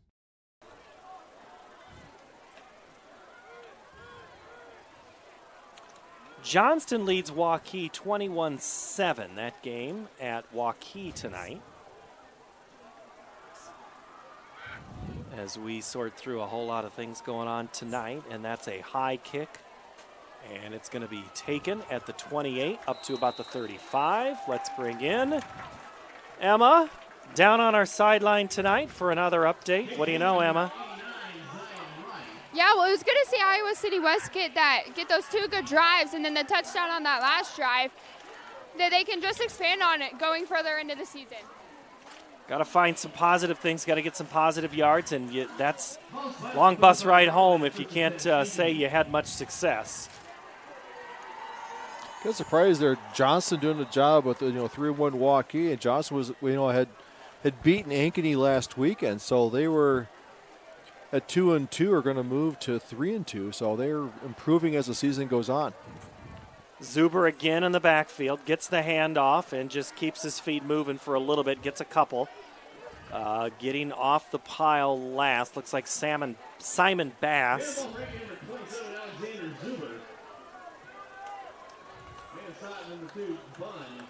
38-14, Ankeny the lead, under 3 minutes to play. A lot of lopsided games tonight, Tim. This is where we find out, we said it in the open about the test of Where's the strength? And is it here? Is it there? Where is it? Are we learning anything tonight?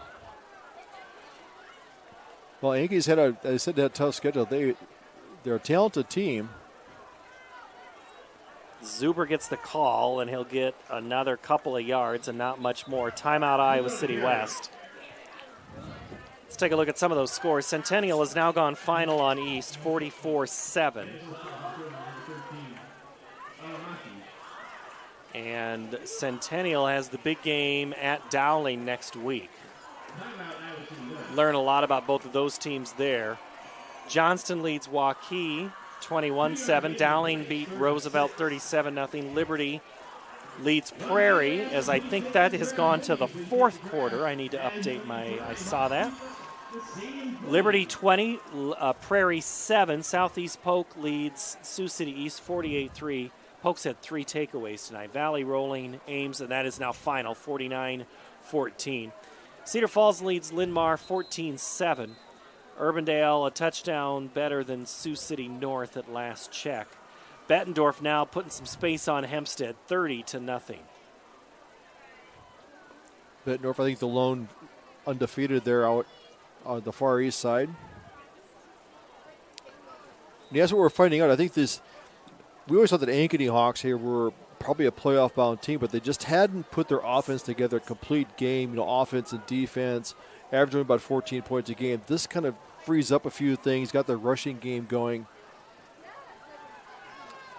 Punt is away, or pass is away.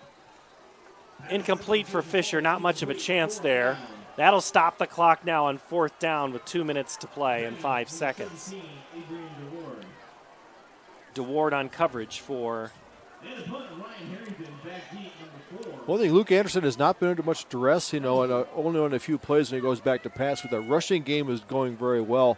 It makes it easy to do a play action. He's been able to set his feet and get the ball out there, so he's done a good job that way.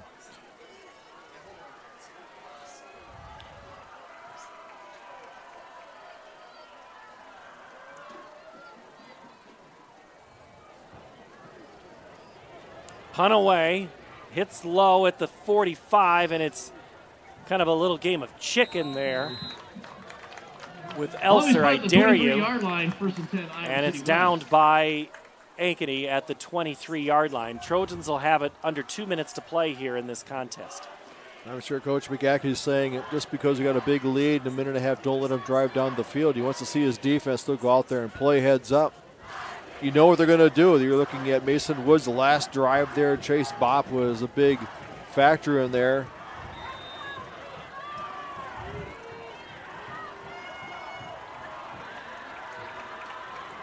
Wallace to throw. Across the midfield on the passing route. He's got Woods. It's caught at midfield. It's not even a foot race. Woods is going to walk into the end zone on this play. Beautiful play. Touchdown, Iowa City West, number 19. Yards and a touchdown for the Trojans. One play, and it's a beauty. Yeah, he was on the outside, made him move the inside. They didn't roll over and pick him up. He was wide open. He beat the coverage down the middle, showing the surprising speed he has for a big guy who's 6'2", 215. He took it to the house.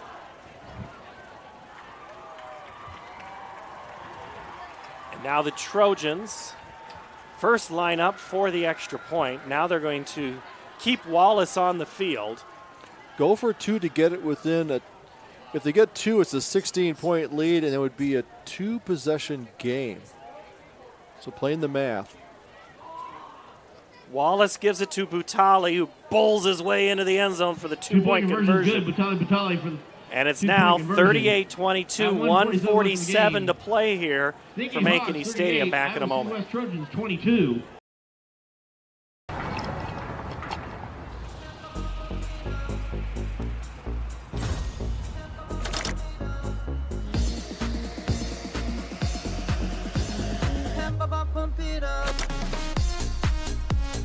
A fuel choice that even rivals can agree on? Now that's worth the hype. Cheaper, cleaner, and homegrown. Pump it up with unleaded 88.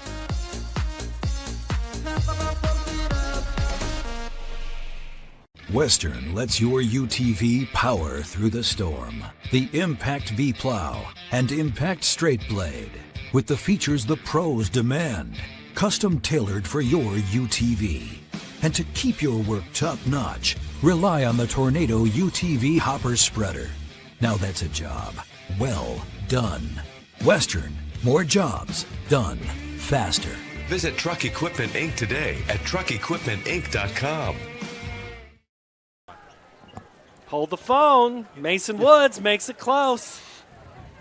77 yards from Wallace. That'll help the stats a little bit. In this fourth quarter, we've gone from about 100 yards there for Wallace coming into the second half. Now he's probably picking up to 150 here, lighting up quite a bit. West has actually outgained Ankeny, 407-396. Onside kick coming. Kick is up, and it's taken, dropped, and if Iowa City West almost fell on it, just missed it. The last one off the pile.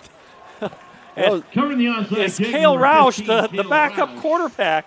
Talk about getting your bell rung to get you in the game. Let's look at the onside kick. Perfect bounce. It goes past Henkes. And Roush on the hands team picks it up, and you knew watching the Iowa City bench that it didn't go their way. Yeah, that was quite the hit. You came in there as hot. You're looking for the ricochet. Comes off the hands. You don't have a good hands person in there. So, good play there, playing for it to get the ball back with 1:47 and 2 timeouts. Now you want to see the Ankeny offense run the ball, get a first down here, let the clock run, make them burn their timeouts. Tight formation for the Hawks, 147. Handoff Zuber. They pinch him and pull him down to the turf after a gain of a couple. Zuber on the carry. And I think first there for Iowa City West. Jackson Law. Yeah, it was Jackson Law. That leaves one timeout left for Iowa City West to stop the clock. All right, let's say Ankeny holds and wins this game. Trojans then host Cedar Rapids Jefferson, a winnable game. Cedar Rapids Wash, a winnable game. Then they run into the freight train known as the Pleasant Valley Spartans in Week 8 and close with a game at Prairie.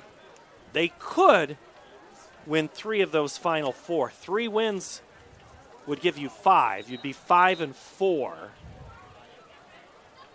But you got to beat Prairie. But yeah, you got to beat Prairie. You have to get. Then you start. The RPI starts to factor in because they've only had of their wins so far coming in of the 4 teams they've played. Only one's been ranked. So RPI at the 5 and 4 does start to factor in.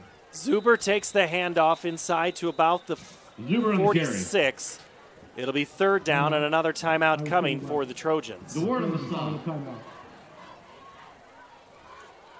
That'll be coming out soon because really the standings are playoffs are determined on the RPI, not if you're a divisional winner.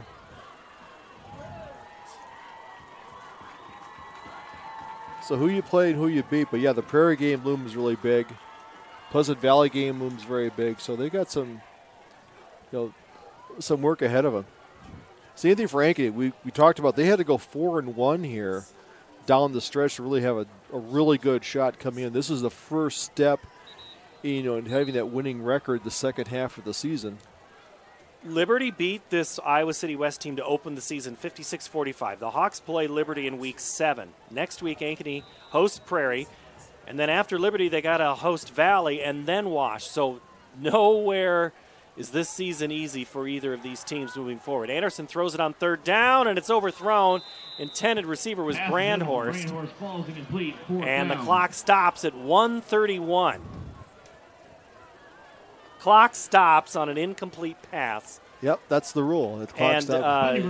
you're out of timeouts if you're the Trojans. The Hawks just gave them a timeout right there.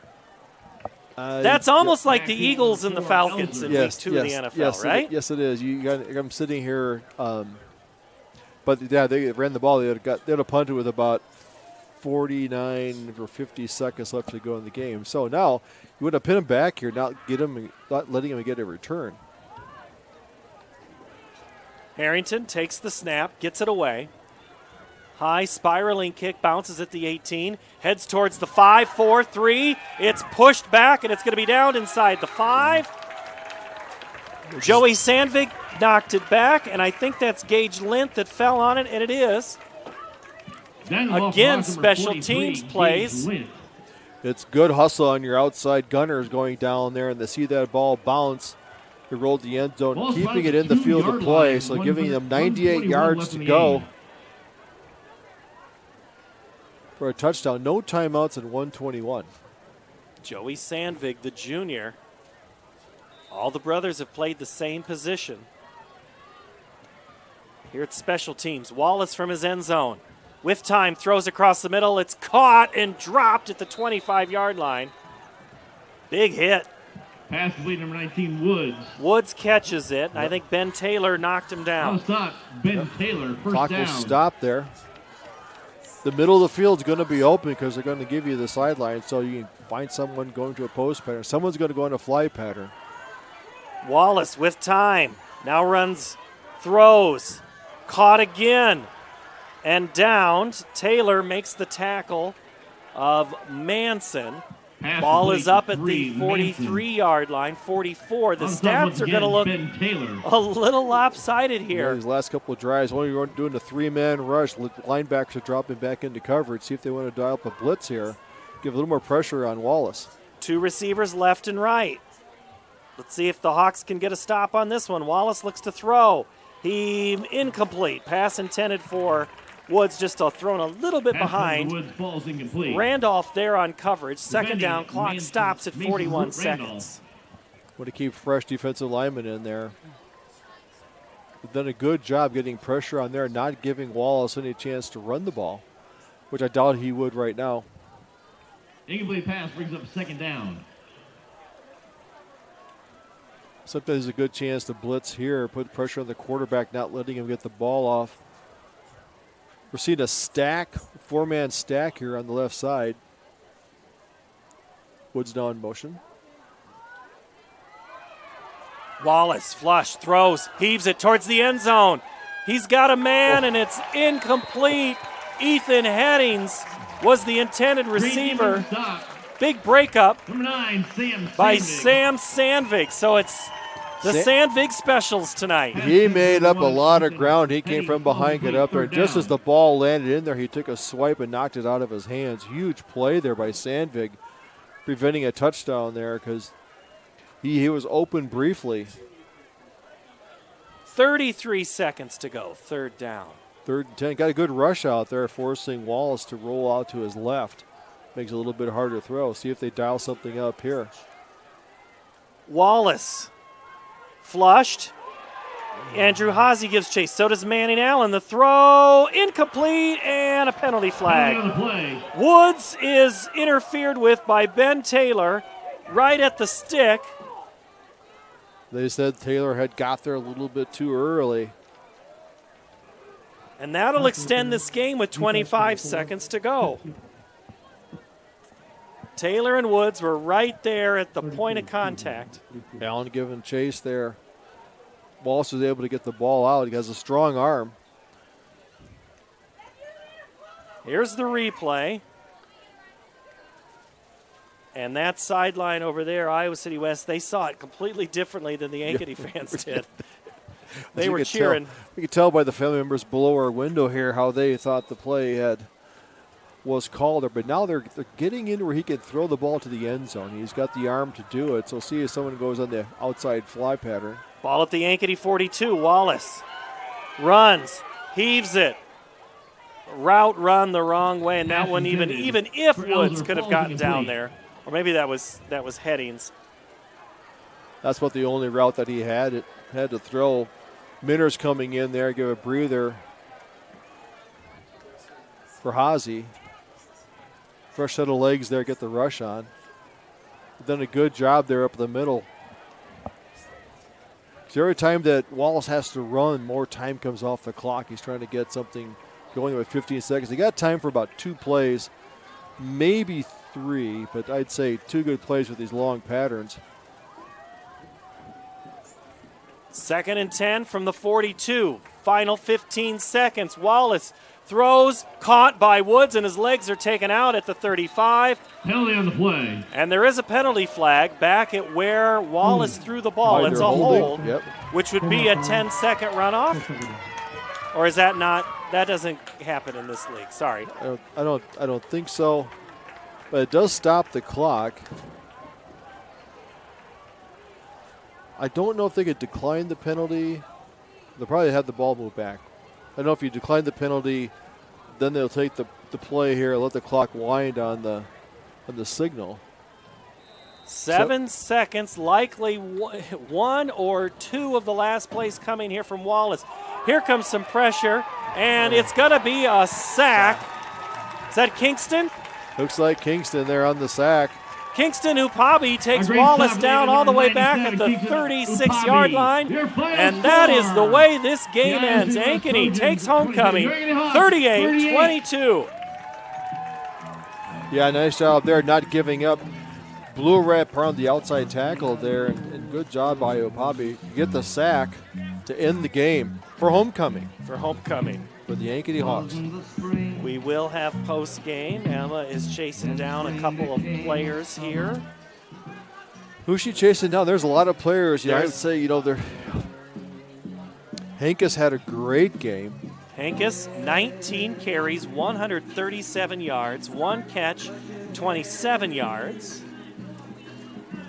And you could get the whole offensive line would be good. I would say all of them really did a heck of a job. I give a shout out to Carter Deegan, backup center, coming in and playing really a good game. They all did well. Defense really kept the pressure on. I thought, Hazy, Allen. Let's go down to Emma. She's got Caden Hankus right now on the far sideline. Emma? Caden, what was your mindset tonight? It was really just stepping up. We had a rough couple of first weeks, but, we really came out here and we executed, and it felt really good.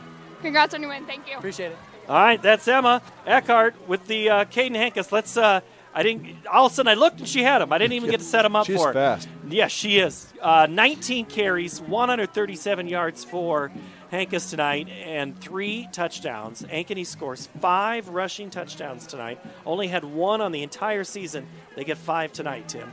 That's something the coach can build on in practice. See what happens when we're determined, and that's probably the breakout game they need to go into the game next week, that we can get the running game going, makes the passing game. The guys who had a lot of single coverage out there, so great job by the line opening up holes, and the running backs picking the right holes. Yep, and Emma's going to get Coach Bauer after he addresses the team here, as not as much pandemonium as there was the last time. There was a win by Ankeny here against Dowling when we had interviews all over the place, and things were happening fast. So we'll hold out for just a couple of minutes here.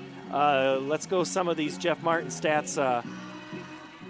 Ankeny tonight, 145 yards passing, 7 of 18 by Luke Anderson. Rushing 40 times for 254, total of 399. Iowa City tonight, 23 of 39 passing for 303 yards, 41 carries, 136 yards, a total of 439. They were over they were close to 500 until those last couple of plays. Yeah, they can put the ball up there, but they got behind. That was the one thing. If Ankeny could get the lead on them, made them more one-dimensional. They went back to the running game to keep things honest. It wasn't until the end that the passing yards really chunked up here in the fourth quarter, but they pretty much kept, Jack Wallace, the big commit going to Minnesota State, kept him in check pretty much the whole game. We saw Woods, some of the flashes of greatness that he has there, but, good offensive performance. But Ankeny got back in the win column. That was probably the big thing that they needed to get done tonight. Woods tonight, 1 carry for 11 yards, 8 catches, 162. What a great performance there for the future Hawkeye. Butali, 26 carries, 122 yards, 2 catches for 10. Mason, 5 catches for 48 for the Trojans. Bop had 6 catches and a touchdown for 64 yards. And that is the way it ended for stats tonight. Wallace, 23 of 38, 303 yards, 3 touchdowns passing. Another good night for Wallace, but, man, it was tough sledding there for a while for him. Yes, they had that first half. He was under 100 yards passing. I think that the defense did a good job not letting him get into rhythm too much, and the offense, by coming out and having a big lead there, set the pace, and then the second half coming out, punching it down the field right away for a touchdown with Henkes. That was a big play there. So good balanced performance. The defense played well. That's one of the better games we've seen them play. Complimentary football, offense, and defense tonight for the Ankeny Hawks. And the Hawks have now, as you see, broke their huddle, and Emma is fighting her way towards Coach Bauer right now. And I see Emma Eckhart in the middle there. Let's go, Emma. Challenge the team this week in practice. How would you grade their performance tonight? It's very good. Obviously, that's the team I expected to see from the beginning. We played like 80% of the game, obviously. That last 7 minutes was not so pretty, but, we're not a team that can relax. We have to keep the pedal to the metal. Thank you. All right, thank you. All right, Emma asked him, what? You challenged the team this week. Coach Bauer told us in the pregame conversations this week, he said, I've challenged this team. We've amped up the practice. What's the old adage? Something about practice and play? Yeah, you play like you practice. So I think they went out there and did exactly that. These guys, a lot of good seniors out here showing what they really have, that they're how good they are. They want to be on a winning note at homecoming.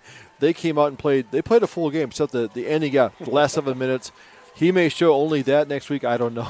That's possible. Keep them fired up. But they have another home game here next week. It's another big game. They're all big from here out. But statement win by the Ankeny Hawks that they're not going away. That they think they could be playoff bound if they keep this up. Prairie is the next opponent for Ankeny, and at last check, they were trailing Liberty in the fourth quarter, 26-7.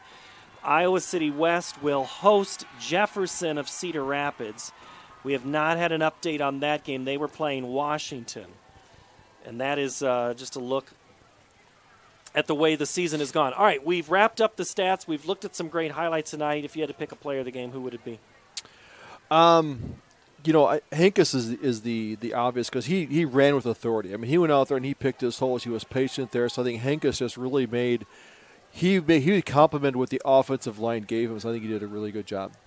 All right, Cedar Falls and Linmar locked in a good one. Linmar has now gone and made it 28-27 with 16 seconds left in that. Now it's Linmar by a point over Cedar Falls. So that would solidify Linmar as a legit team there in that. So a lot of this season unfolding, and we'll have it for you here on CISN. That put Linmar up at 4-1. So that's we're at this 5 games in. Everybody has 4 games left to go. A lot can happen in the next 4 games. All right. For everybody here at CISN and the Ankeny Stadium crew, thanks for listening and watching tonight, wherever you may be around the world. Glad you took us along for part of the night. Big night for Ankeny. They run the ball 5 times for a touchdown. They win 38-22. Iowa City West falls to 2-3. The Hawks improve to 2-3. We are on the air next week, 6:30, with the pregame show here. It'll be Ankeny and Cedar Rapids Prairie. So long from Ankeny Stadium.